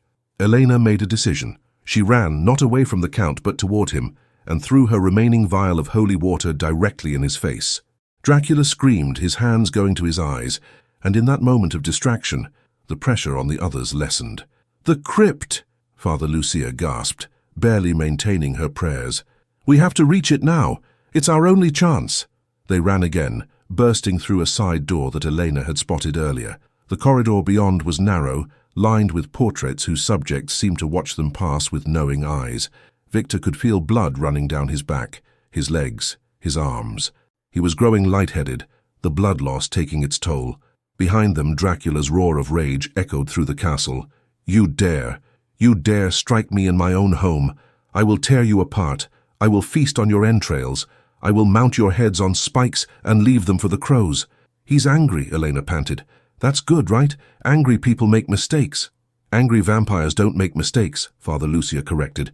"They just become more savage. Move faster." They descended stairs, ancient stone steps worn smooth by centuries of use, plunging deeper into the castle's foundations. The air grew colder, damper, and the electric lights gave way to flickering torches that cast grotesque shadows on the walls. At the bottom of the stairs they found it, a massive iron door covered in arcane symbols and sealed with chains. The lock was modern, electronic, completely at odds with the medieval surroundings. "Of course he upgraded," Christian muttered, examining the lock. "Biometric scanner. We're not getting through this without—" The door swung open. Count Dracula stood on the other side, no longer raging but calm, his eyes glittering with malicious amusement. The burns on his face had completely healed, and his suit, though spattered with blood, looked as elegant as ever. Looking for this? He gestured to the chamber beyond, a vast crypt lined with stone sarcophagi. At the center, on a raised dais, sat an ornate coffin of black wood and silver, its lid carved with images of battles and bloodshed. My resting place. You thought to destroy it, yes? To leave me vulnerable when dawn comes. It's a clever plan. It might even have worked. Then why let us find it? Viktor asked, though he already suspected the answer. Because I want you to understand the futility of your resistance. Come, look upon your doom. Against every instinct, they entered the crypt. What choice did they have? The Count could kill them in the corridor or in the crypt. At least here they had a target to destroy. The crypt was enormous, far larger than should fit beneath the castle. Viktor counted at least 50 sarcophagi, each bearing names and dates carved in stone. Some were ancient, their inscriptions in languages he didn't recognize. Others were newer, some dating to the last few decades. My brides, Dracula explained, following Viktor's gaze. My servants. My children. Centuries of careful selection, each one chosen for their unique qualities. They sleep here, waiting to be called. Did you think I hunted alone, Viktor? That I was the only monster in these mountains? Elena's face paled. How many? 47 currently. Some are ancient, nearly as old as I am. Others are young, barely a century into their immortality. All are loyal, all are hungry, and all will feast upon you if I give the word. Father Lucia raised her cross again, but Viktor noticed her hands trembling. She was exhausted, her faith stretched to its absolute limit. The cross still glowed, but the light was dimmer now, flickering. Why are you telling us this? Viktor demanded. Why not just kill us? Because, Viktor, I want you to truly understand what you've thrown away. I offered you immortality, purpose, a place in my family. You would have been transformed, elevated beyond the mundane concerns of mortal existence, and you rejected it for what? For guilt? For a woman you barely know? For a childish notion of redemption? Yes, Viktor said simply. I rejected it for all of that. Dracula studied him for a long moment. You know, in 4 centuries I've made that offer to very few. You were special, Viktor. Your mind, your creativity, your ambition. You could have been extraordinary. You still could be. Renounce these fools. Swear yourself to me again truly this time, and I'll forgive your betrayal. I'll transform you into something magnificent. You'll watch centuries pass, empires rise and fall. You'll never know hunger or want or fear again. And the price? The same as before. You serve, you hunt, you feed me the prey I require. The Count spread his hands. Is it really so terrible? You've already done it for 3 years. You know you're capable of it. Why pretend to be something you're not? Viktor looked at his companions. Christian, bleeding from a dozen wounds but still standing. Father Lucia, exhausted but maintaining her faith. Elena, terrified but defiant. They'd come here because he'd asked them to. They'd risked everything because he'd promised to fight the darkness he'd served. I was capable of it, Viktor said slowly. That's true, but being capable of evil doesn't mean I'm condemned to it. I'm also capable of good, of sacrifice, of love, and I choose that instead. Then you choose death. If that's the price of my soul, yes. Dracula's expression hardened. So be it. But you won't die alone. Everyone you brought here will die too. Their blood is on your hands, Viktor. Remember that when you face whatever judgment awaits you. The Count raised his hand, preparing to give the signal that would wake his slumbering brides, and Viktor knew they had seconds at most. He looked at the coffin, at the symbol of everything Dracula was, and made a desperate decision. He ran, not away from the Count, but toward the coffin, pulling the silver cross from around his neck as he moved. Behind him, he heard Elena scream his name, heard Dracula roar in fury, heard footsteps pounding after him, but he was faster, or perhaps the Count was allowing him this final act of defiance, curious to see what he would do. Viktor reached the coffin and thrust the cross inside, pressing it against the velvet lining. The cross blazed with light, brighter than ever before, and the coffin began to smoke, the ancient wood catching fire, despite being in the earth for centuries. No! Dracula was on him an instant later, hurling him across the crypt. Viktor crashed into a sarcophagus, his already injured body screaming with new pain. But the damage was done. The coffin was burning, flames spreading across its surface, consuming the Count's resting place. Dracula abandoned Viktor, racing to his coffin, trying to extinguish the flames with his bare hands. But holy fire wasn't so easily quenched. It burned through his palms, blackening the flesh, and the vampire shrieked in genuine anguish. "Shoot him!" Father Lucia commanded. "While he's distracted!" Christian fired, every remaining silver bullet in his pistol finding its mark. Dracula's body jerked with each impact, more black blood spraying across the stone floor. But he didn't fall, didn't even slow. Instead, he turned toward them, his face contorted with inhuman rage, his hands still burning. "You destroyed my rest," he snarled. "You've condemned me to walk without sanctuary, without peace, until I can craft another resting place. Do you understand what you've done? I will hunt you across continents. I will pursue you across decades. I will find everyone you've ever loved and make them scream.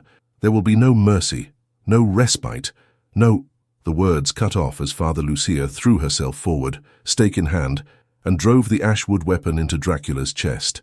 Time seemed to stop. The Count looked down at the stake protruding from his heart, almost comically surprised. Then he looked at Father Lucia, and for just a moment something like respect flickered in his ancient eyes. "A Radulescu?" he whispered. "It had to be a Radulescu. Your grandmother nearly killed me. You actually did it." He reached out, as if to grab her, but his hand stopped inches from her face. His body was hardening, turning grey, the flesh becoming stone. The transformation spread from the stake outward, consuming him piece by piece. "No," he rasped. "Not like this. Not after so long, not—" The word ended in a crumbling sigh as his body became completely petrified. For a moment, the statue of Count Dracula stood in his crypt, forever frozen in his final moment of defiant disbelief. Then it collapsed, shattering into dust that scattered across the stone floor. Silence fell over the crypt, broken only by the crackle of flames consuming the coffin and the ragged breathing of 4 people who couldn't quite believe they were still alive. "Is he—" Elena began. "Dead," Father Lucia confirmed, staring at the pile of dust that had been one of history's greatest monsters.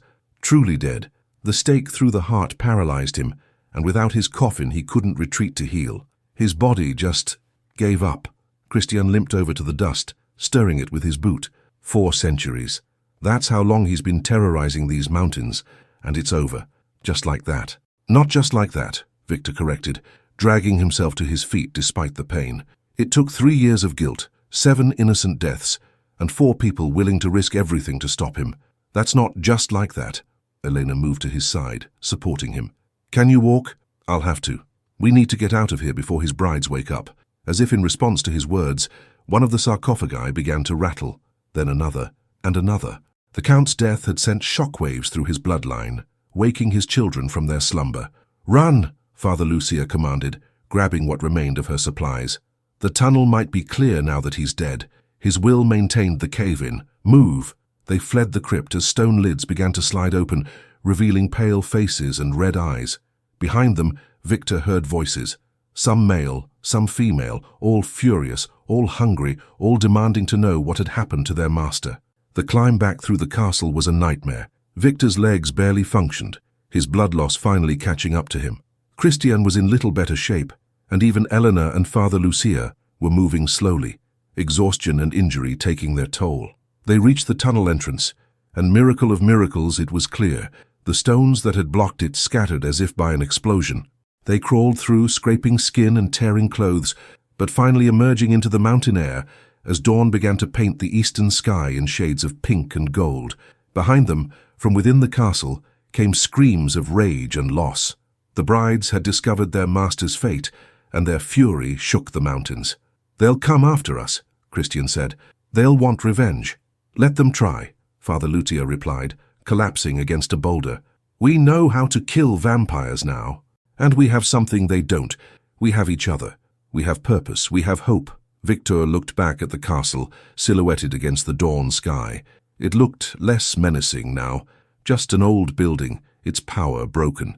The Count was gone, truly gone, and with him, the shadow that had hung over Viktor's soul. "I'm sorry," he said quietly, "to all of you, for bringing you into this, for causing this." "Shut up," Elena said, not unkindly. She took his hand, squeezing it gently. "You didn't cause this. Dracula did. You got caught in his web, but you fought your way out. You saved us. Father Lucia saved us. She struck the killing blow. After you destroyed his coffin," the priest pointed out. "After you made him vulnerable. It was a team effort, Victor. We all played our part. Now we just have to get down this mountain and figure out what comes next. What came next was a slow, painful descent to where they'd left the SUV. The vehicle was untouched, almost jarringly normal after everything they'd been through. Christian drove, while Father Lucia tended to their wounds as best she could with the first aid kit from the back. The sun rose higher as they navigated the mountain roads, its light warm and life-affirming. Victor watched it through the window, marveling that he was alive to see it. He'd expected to die in that castle, had been prepared to die. The fact that he hadn't felt like an unearned gift. "What will you do now?" Elena asked him. "The app is destroyed, your business is ruined. The police will have questions about the disappearances." "I'll answer them," Victor said. "I'll tell them everything. About the Count, about my involvement, about the women. I'll face whatever consequences come. They'll think you're insane. Probably. But you can corroborate my story. You all can. And if they don't believe us, well, at least we'll have tried to tell the truth." Father Lucia finished bandaging a particularly deep cut on Victor's arm. "The truth is important, but so is wisdom. We need to think carefully about how we present this. The world isn't ready to accept that vampires are real, but we can talk about human trafficking, about a criminal who used technology to prey on women. That story they'll believe. You want me to lie? I want you to translate the truth into something people can accept. The Count is dead. His brides will scatter, seeking new territories, new masters. The immediate threat is over, but if we try to tell the whole truth, we'll be dismissed as lunatics, and everything we've accomplished will be for nothing." Victor thought about the journal, still in his backpack, filled with names and dates and his own damning handwriting, evidence of his crimes, yes, but also a record of the Count's victims. "I'll tell whatever version of the truth you think is best," he said finally. "I just want those women's families to have answers, to know that the monster who took their daughters is dead. We'll make sure they know," Elena promised. "I'll write the story. I'll make sure the victims are remembered and that the bastard who killed them is named and condemned, even if I can't tell them he was a vampire." They reached Cluj as the city was waking up, traffic beginning to fill the streets, shops opening, people starting their ordinary days. Victor looked at them all.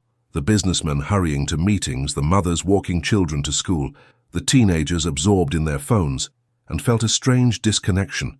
They had no idea how close they'd come to horror, no idea that a monster had been hunting in their city, culling them like livestock. But they were safe now. The Count was dust.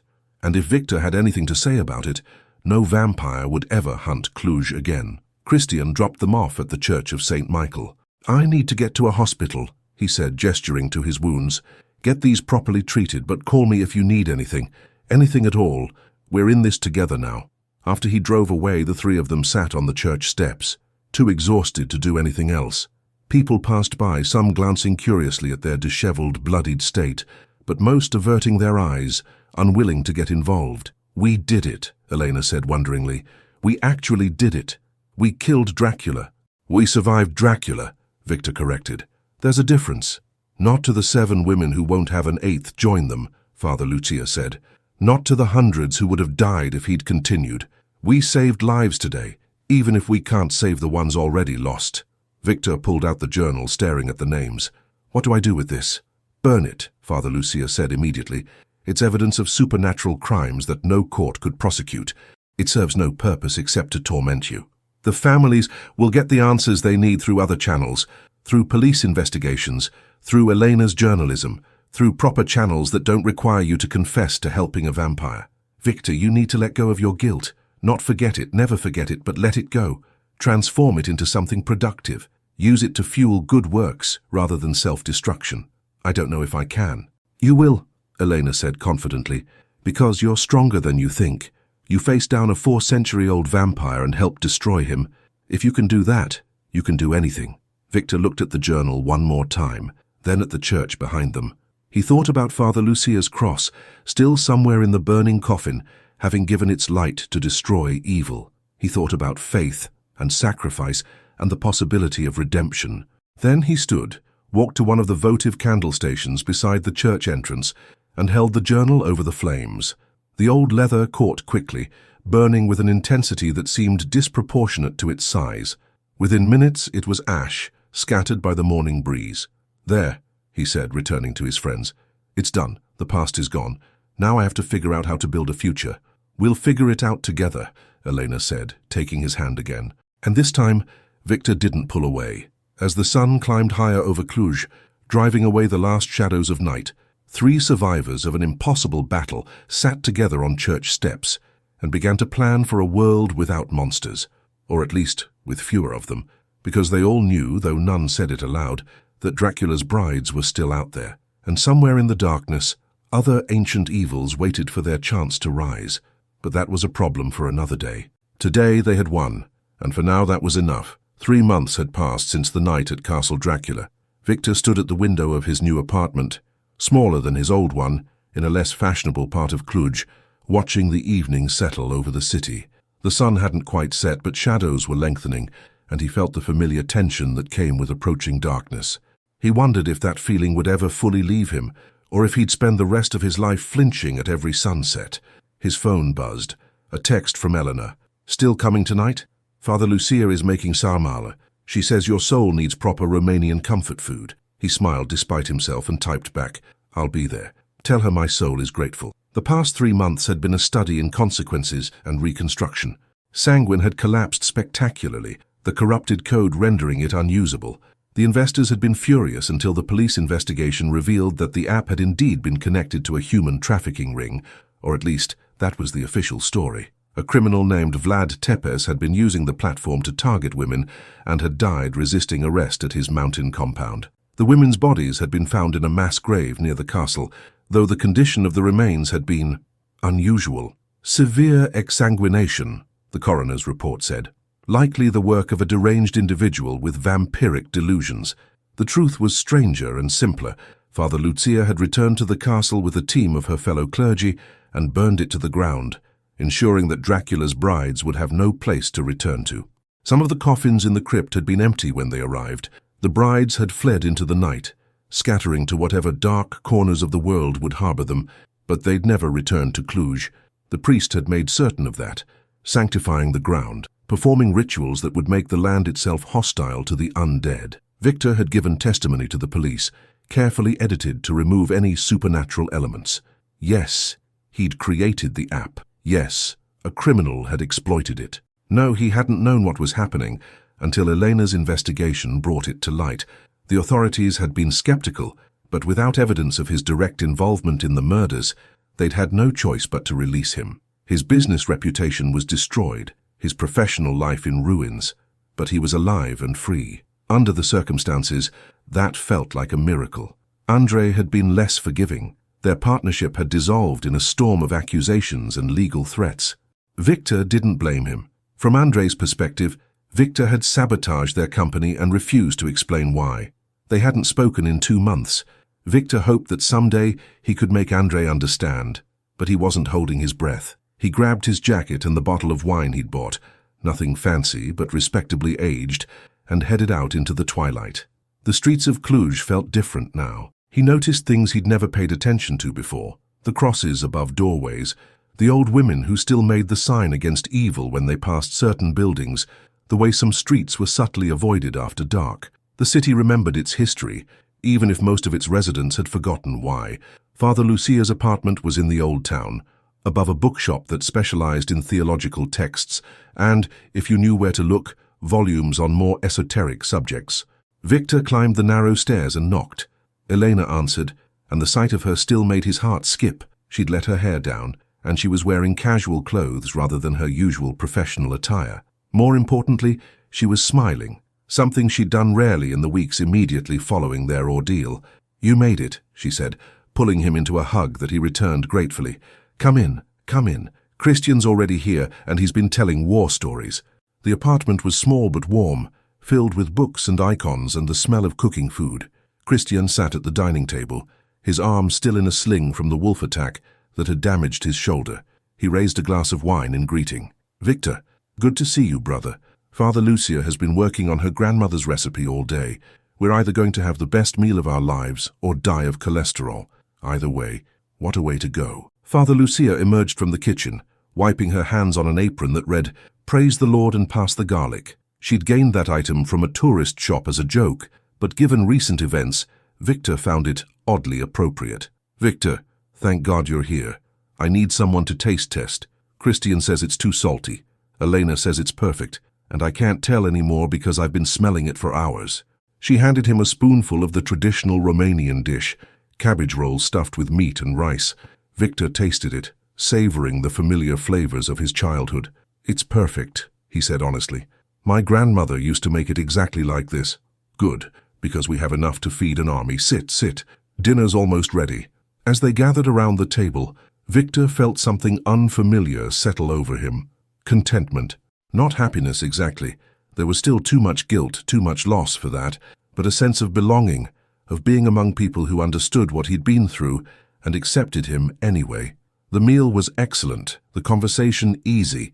They talked about mundane things, Christian's security consulting business, which had seen an uptick in clients after word got out about his involvement in breaking up the trafficking ring, Elena's investigative piece, which had won her a National Journalism Award and a job offer from a major Bucharest newspaper, Father Lucia's work at the church, which had expanded to include counseling for trauma survivors.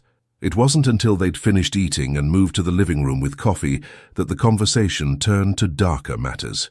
I've been doing research, Father Lucia said, pulling out a worn notebook, about the brides, about where they might have gone.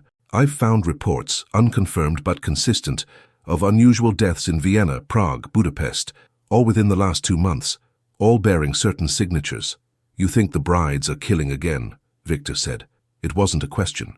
I think some of them never stopped. They're predators, Viktor, it's their nature. Without Dracula to control them, to impose his rules and hierarchies, they're reverting to their basic instincts. Hunt, feed, survive. Christian set down his coffee cup with a hard click. So what are we saying? That we need to go after them? Hunt them down one by one? I'm saying we need to be prepared, Father Lucia corrected. Some of those brides are centuries old, almost as powerful as Dracula himself. We were lucky once. We might not be lucky again. Elena leaned forward. But we're not helpless. We know their weaknesses now. We know how to fight them. And more importantly, we know they can be killed. That knowledge alone is powerful. Is it our responsibility, though? Viktor asked quietly. To hunt them? We're not vampire hunters. We're just people who survived one. Are we, though? Father Lucia challenged. Just people who survived? Viktor, you destroyed Dracula's primary hunting tool. Elena, you've started documenting vampire activities, creating a database of attacks that matches historical patterns. Christian, you've been training with my grandmother's weapons, learning the old techniques, and I've been studying, preparing, building a network of clergy who remember the old ways. We're not just survivors anymore. We're becoming something else. What? Viktor asked, though part of him already knew the answer. Hunters, protectors, whatever you want to call it. The point is we have knowledge and experience that most people don't. We have a responsibility to use it. Silence fell over the room as they each contemplated what that meant. Viktor thought about the 7 women whose names he'd written in his journal, about the countless others across centuries who'd fallen to Dracula's hunger. He thought about the brides, scattered across Europe, creating new victims, and he thought about the cross that had burned with holy light in his hands, fueled by a faith he'd thought long dead. I'm in, he said finally, not because I want to be a hero, not because I think I can atone for what I've done, but because if I can prevent even one more name being added to a list like mine, I have to try. Me too, Elena said immediately. I've spent my career exposing human monsters. Turns out the actual monsters aren't that different. They need to be exposed, documented, stopped. Christian nodded slowly. My grandmother used to tell me stories about the old warriors who protected the villages from the night. I thought they were just fairy tales. Now I know better. If this is my grandmother's legacy calling, I'd be a coward to ignore it. Father Lucia smiled, though there was sadness in it. Then, we're decided. We'll continue our normal lives. We have to, both for cover and for sanity. But when the darkness rises, when the predators hunt, we'll be there to stop them, together. Do we have a name? Elena asked. Every good organization needs a name. How about the Radulescu legacy? Christian suggested. In honor of the women who taught us how to fight. Father Lucia's eyes glistened with unshed tears. My grandmother would have liked that. Yes, the Radulescu legacy. We hunt the hunters. We protect the innocent. We remember the fallen. They raised their coffee cups in a makeshift toast, sealing the pact. Viktor felt the weight of it, the commitment he was making, but he also felt something else, purpose. For 3 years he'd served darkness out of fear and selfishness. Now he would fight it out of choice and conviction. It wasn't redemption, not yet, but it was a path toward it. The evening wound down eventually. Christian left first, citing an early morning meeting with a client. Elena stayed longer, helping Father Lucia clean up, and Viktor found himself alone with her in the kitchen while the priest took a phone call in her study. "Are you scared?" Elena asked, drying dishes while Viktor washed. "About what we're planning to do?" "Terrified," he admitted, "but I'm more scared of doing nothing, of letting what happened to those 7 women happen to others, because I was too afraid to act." That's not the same person who created Sanguine. That Viktor was focused on success, on personal advancement. This Viktor cares about others more than himself. When did that change? Viktor thought about it. "When I sent you that warning email, that was the moment I chose someone else's safety over my own. Everything since then has just been following through on that choice." Elena set down the dish she was drying and turned to face him fully. "Viktor, I need to tell you something. I've been offered that job in Bucharest. It's a huge opportunity. Investigative team lead, major resources, national platform, but I'd be leaving Cluj, leaving this." She gestured vaguely, encompassing the apartment, the city, the tentative community they'd built. Viktor's chest tightened. "You should take it. It's what you've always wanted. Is it?" "I thought I knew what I wanted. Awards, recognition, breaking big stories. But these last 3 months working with you and Father Lucia and Christian, fighting something that actually matters, that's felt more meaningful than any byline ever did. Elena, you can't give up your career for this. For vampire hunting, that's insane. Is it? Viktor, you gave up your entire life, literally died and came back, and you're still here, still fighting. Why should I do any less? Because you have a choice. I didn't, not really. I made my bargain and had to live with it. But you can walk away, you can have a normal life, a successful career, everything you've worked for." Elena stepped closer, her expression intense. "What if I don't want normal anymore? What if I've seen too much, learned too much to go back to writing about political corruption and corporate fraud? Those things matter, yes, but they seem so small compared to literal monsters preying on innocent people." "You're serious? You'd actually turn down this job to stay and hunt vampires?" "I'd turn it down to stay with people I trust, doing work that matters. The vampire hunting is just a bonus." She smiled, but there was vulnerability in it. "Unless you think I'd be in the way. If this is just your journey, your redemption arc, I can—" Viktor kissed her. He didn't plan it, didn't think about it, just acted on an impulse that had been building for weeks. When they broke apart, Elena looked stunned, then smiled. "Well," she said, "that's one way to make your feelings clear." "I'm sorry, I shouldn't have—" "Viktor, shut up. I've been waiting for you to do that since about the 3rd time you apologized for existing. Now are we doing this? Actually doing this? Hunting vampires or us? Both. All of it. The whole messy, complicated, probably going to get us killed thing." Viktor thought about all the reasons it was a bad idea. He was damaged goods, carrying guilt and trauma that would take years to process. She deserved better than a dead man who'd helped a monster murder innocent women. Their lives were about to become infinitely more dangerous, hunting creatures that had terrorized humanity for millennia. But he also thought about her courage, her unwavering belief that he could be redeemed, the way she'd stood beside him in that castle, despite every reason to run. He thought about the possibility of building something real, something meaningful, with someone who understood the darkness he'd experienced because she'd experienced it too. "Yes," he said, "we're doing this. All of it." They kissed again, longer this time, and Viktor felt something he hadn't experienced in years. Hope.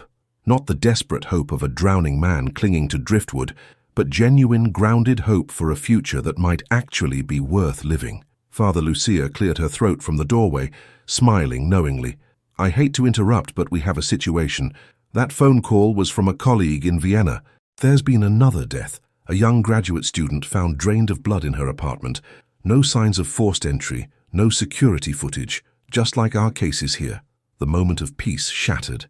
Viktor and Elena separated, immediately shifting back to their new reality. "How long ago?" Elena asked, already pulling out her phone to take notes. "Last night. Local police are calling it a bizarre murder, possibly cult-related. But my colleague has been studying the old texts. He knows the signs. He's asking for our help."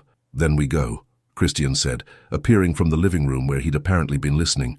"We leave tonight, before the trail goes cold." "Tonight?" Viktor felt the old fear rising. "That's fast. We haven't prepared, haven't...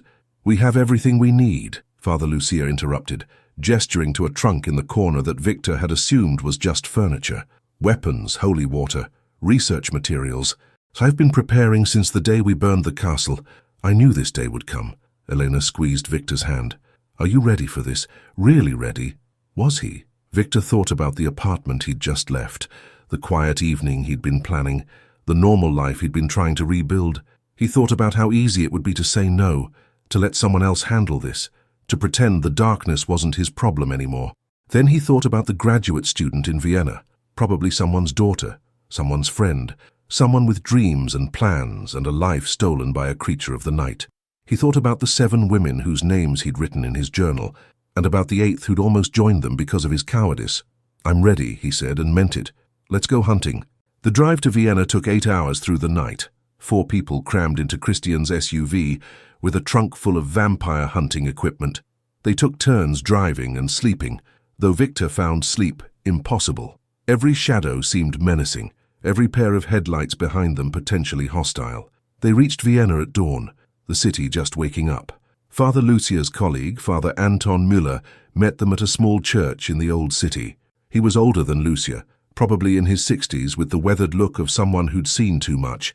Thank God you came, he said, embracing Father Lucia.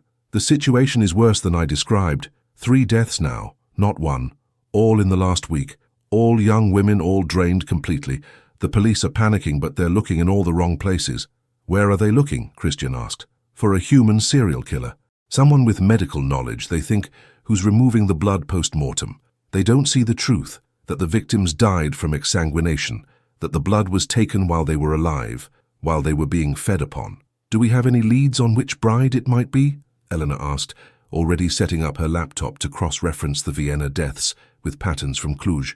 Father Anton nodded grimly. I've been researching.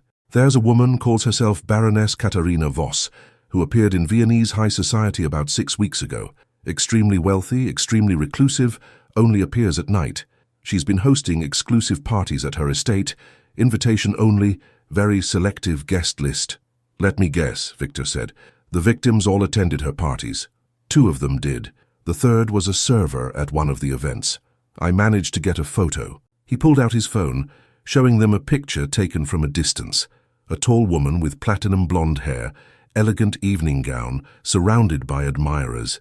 But there was something wrong with the image, a blur where her face should be. She's old, Father Lucia breathed, old enough that cameras struggle to capture her.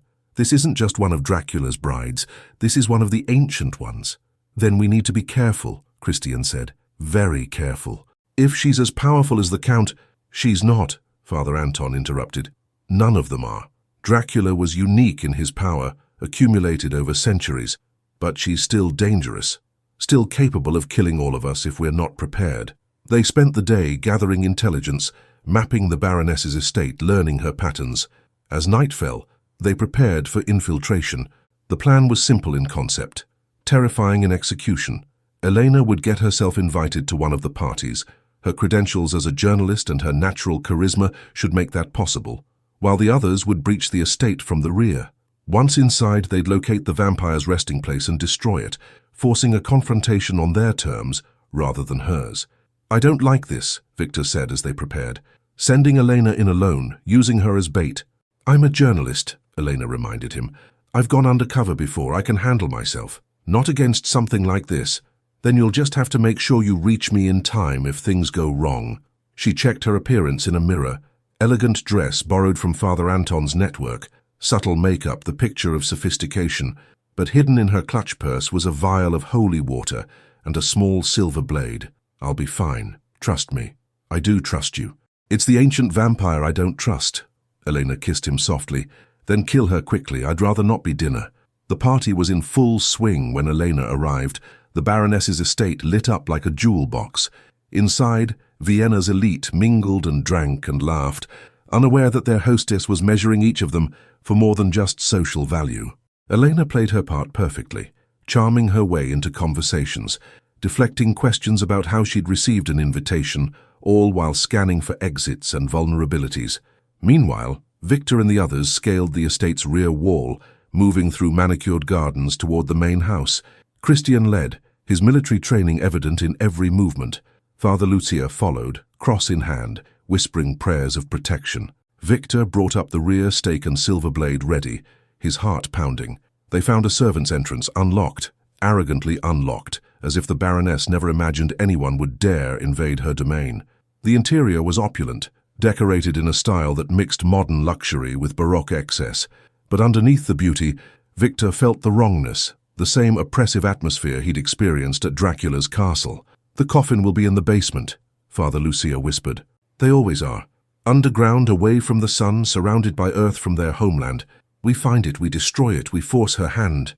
They descended through a wine cellar, past racks of bottles worth more than Viktor's entire apartment, until they reached a locked door. Christian picked it with tools from Father Lucia's kit, and they entered a chamber that could have been transplanted directly from the medieval era. The coffin sat on a stone platform, ornate and ancient, covered in symbols that hurt to look at directly. Around it, scattered across the floor, were items that made Viktor's stomach turn. Jewelry, driver's licenses, phones, all belonging to women, all trophies of the Baroness's hunts. "My God," Father Anton breathed. "She's been doing this for decades, maybe longer. These items date back to the 1960s at least." "Then we end it tonight," Father Lucia said, pulling out the ash wood stakes. "Help me, we need to destroy this completely." They set to work, Viktor and Christian using axes to break apart the coffin, while the two priests sanctified the pieces with holy water and prayers. The wood was ancient, resistant, but they persevered. With each blow, Viktor felt a savage satisfaction. Another monster's sanctuary destroyed, another predator made vulnerable. Upstairs in the ballroom, Elena felt the moment it happened. A tremor ran through the building, subtle but unmistakable, and the Baroness froze mid-sentence in her conversation, her expression shifting from charming to horrified. "Excuse me," she said, her voice tight. "I need to attend to something." But Elena was faster. She'd positioned herself near the exit, and now she moved to block it, pulling the vial of holy water from her purse. "Baroness Voss," she said loudly enough for nearby guests to hear. "Or should I say, vampire. Your coffin has been destroyed. Your sanctuary is gone. You have nowhere to hide when dawn comes." The Baroness's face contorted, her glamour slipping to reveal the monster beneath, pale skin stretched tight over ancient bones, eyes that glowed red, fangs extending. The nearby guests screamed, stampeding for the exits, but the Baroness ignored them, focused entirely on Elena. "You," she hissed, "you dare invade my home, destroy my rest? I will make you suffer for this. I will make you—" Elena threw the holy water. It struck the vampire's face and she shrieked, the blessed liquid burning like acid. In that moment of distraction, Viktor burst into the ballroom, stake in hand. "Elena, move!" She dropped and rolled as Viktor charged. The Baroness, still blinded by the holy water, didn't see him coming until it was too late.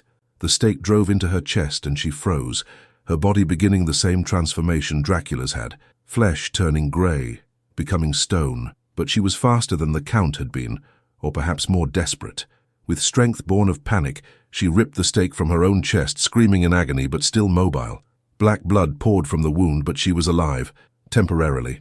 "This isn't over!" she snarled, and then she was moving faster than Viktor could track, crashing through a window and disappearing into the Vienna night. Christian reached the window first, scanning for targets, but she was gone. "Damn it, she escaped!" "But she's wounded," Father Lucia said, arriving with Father Anton. "Grievously wounded, without her coffin, without sanctuary. She'll have to find somewhere to hide before dawn, and in her condition, that's nearly impossible." Elena stood, dusting herself off. "Then we hunt her. We have maybe 2 hours before sunrise. If we can keep her moving, keep her from finding rest, the sun will finish what we started." "She could kill again before then," Father Anton warned. "Take one more victim to regain strength." "Then we make sure she doesn't get the chance," Viktor said. "We split up, cover the likely hiding places, churches, museums, anywhere dark and secure. She's desperate now. Desperate creatures make mistakes." They did exactly that, coordinating with Father Anton's network of clergy throughout Vienna, creating a web of watchers and hunters. As the night wore on, reports came in of sightings, the Baroness trying to enter a cathedral, repelled by consecrated ground, attempting to break into a mausoleum, only to find it had been sanctified earlier that evening by Father Anton's allies. trying to buy shelter from a homeless man, only to have him refuse when he saw her true nature. Dawn was perhaps 20 minutes away when they cornered her in an alley in the old city. She was burned, bleeding, weakened almost to the point of helplessness, but even diminished. She was dangerous. "Please," she rasped, all pretense of nobility gone. "Please, I'll leave Vienna. I'll never hunt here again. Just let me go. Let me find shelter." "How many did you kill?" Elena demanded. "How many women died to fuel your lifestyle, your parties, your pretense at civilization? They were necessary. I needed to feed. You can't understand. You've never felt the hunger. It's not a choice. It's compulsion, instinct, survival." "It's murder," Viktor said flatly. "You chose to kill rather than starve. You chose victims who couldn't fight back. You chose to play predator rather than face the sun with dignity. Those were choices, not compulsions." The Baroness looked at him, and something like recognition flickered in her eyes. You served the master. I can smell his death on you. You destroyed him, didn't you? You and your friends, that's why the bride scattered." "Yes. And now we're destroying you." She laughed, bitter and broken. "You think you're heroes, but you're just killers, same as me. You take lives to protect lives. How is that different?" "Because we don't enjoy it," Father Lucia said quietly. "Because we take no pleasure in death. Because every life we end haunts us." "Can you say the same?" The Baroness had no answer to that. She looked to the east where the sky was lightening, the first hints of dawn painting the horizon. "I was human once," she whispered. "I had a name, a family, a life, and then I met him, the Master's master, an even older creature. He offered me eternity and I took it. I've regretted it every night for 200 years, but I couldn't stop. The hunger wouldn't let me stop. So please, if you have any mercy, make it quick." Viktor looked at his companions. Christian nodded. Elena closed her eyes but didn't object. Father Lucia moved forward, stake in hand, and placed it over the vampire's heart. "May God have mercy on your soul," she said. "He won't," the Baroness replied. "But I thank you anyway." The stake drove home. The Baroness gasped once, then crumbled to dust, just as her master had. As the sun broke over Vienna's rooftops, bathing the alley in golden light, 4 hunters stood over the remains of a monster and wondered how many more nights like this they would see. "One down," Christian said. "However many dozen left to go." "We'll find them," Elena promised. "All of them, one by one if we have to." Viktor looked at the dust being scattered by the morning breeze, thinking about the woman's final words. She'd been human once, had regretted her choice, had still killed for 2 centuries because she couldn't stop herself. How many of the remaining brides felt the same? How many were true monsters, and how many were just trapped in monstrous circumstances? "Are we doing the right thing?" he asked quietly. "Hunting them like this?" "We're doing the necessary thing," Father Lucia corrected. "Whether it's right is something we'll have to ask God when we meet him.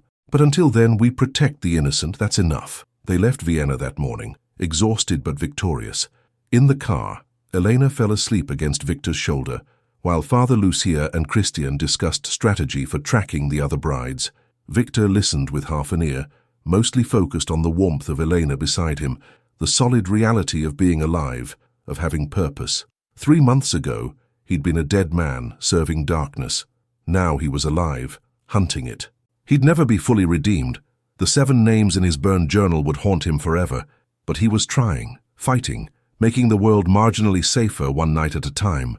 It wasn't enough. It would never be enough. But it was something. And for now, returning to Cluj as dawn painted the mountains gold, and his friends slept peacefully around him, that was all Viktor Renfeld needed. The darkness would rise again. It always did. But so would he. And he wouldn't face it alone. 6 months later, Viktor stood in front of a small classroom in Cluj, facing a group of 12 people ranging in age from 20 to 60. They'd come from all over Romania, drawn by encrypted messages and cryptic invitations, responding to a call that most would have considered insane. "Thank you all for coming," he began. "I know the invitation was vague, possibly alarming, but if you're here, it's because you've seen something, experienced something, that the rational world can't explain, something that hunts in the darkness, something that shouldn't exist, but does." He paused, letting that sink in. "My name is Viktor Renfeld, and 6 months ago I helped kill Count Dracula." Some of the attendees looked skeptical. Others leaned forward, eager. One older woman in the back nodded knowingly. "This is a training program," Viktor continued. We're going to teach you what we've learned, how to recognize the signs, how to protect yourself and others, how to fight back when necessary. Some of you will decide this isn't for you, and that's fine. But for those who stay, welcome to the Radulescu legacy. Welcome to the fight against the darkness. Elena stood beside him, tablet in hand, ready to coordinate. Father Lucia was at the back of the room with Father Anton, who joined them permanently after Vienna. Christian was outside, running security and vetting the new recruits. They'd become something neither Viktor nor his friends had intended: vampire hunters, organized and methodical. Over the past 6 months, they'd tracked and eliminated 3 more of Dracula's brides, documented dozens of suspicious deaths, and built a network of informants and allies across Eastern Europe. It wasn't glamorous. It wasn't easy. Many nights, Viktor still woke up screaming, haunted by the faces of the women he'd helped doom. Many days he questioned whether they were truly making a difference or just putting band-aids on an eternal problem. But then he'd remember the people they'd saved, the potential victims who never became victims because the Radulescu legacy had intervened. He'd remember the families who'd gotten closure when they'd recovered remains and confirmed deaths. He'd remember that every monster they stopped was one less predator hunting in the night. "Who's ready to begin?" he asked the classroom. Every hand went up. Viktor smiled, and for the first time in years, it reached his eyes. The darkness was vast, ancient, and probably eternal. But so was the human capacity for courage, for sacrifice, for standing against evil even when victory seemed impossible. He'd learned that in a castle, facing down a vampire lord. And he'd spend the rest of his life proving it was true, because Viktor Renfeld had made his choice, and he would see it through to the end, whatever that end might be. Tae, uanti,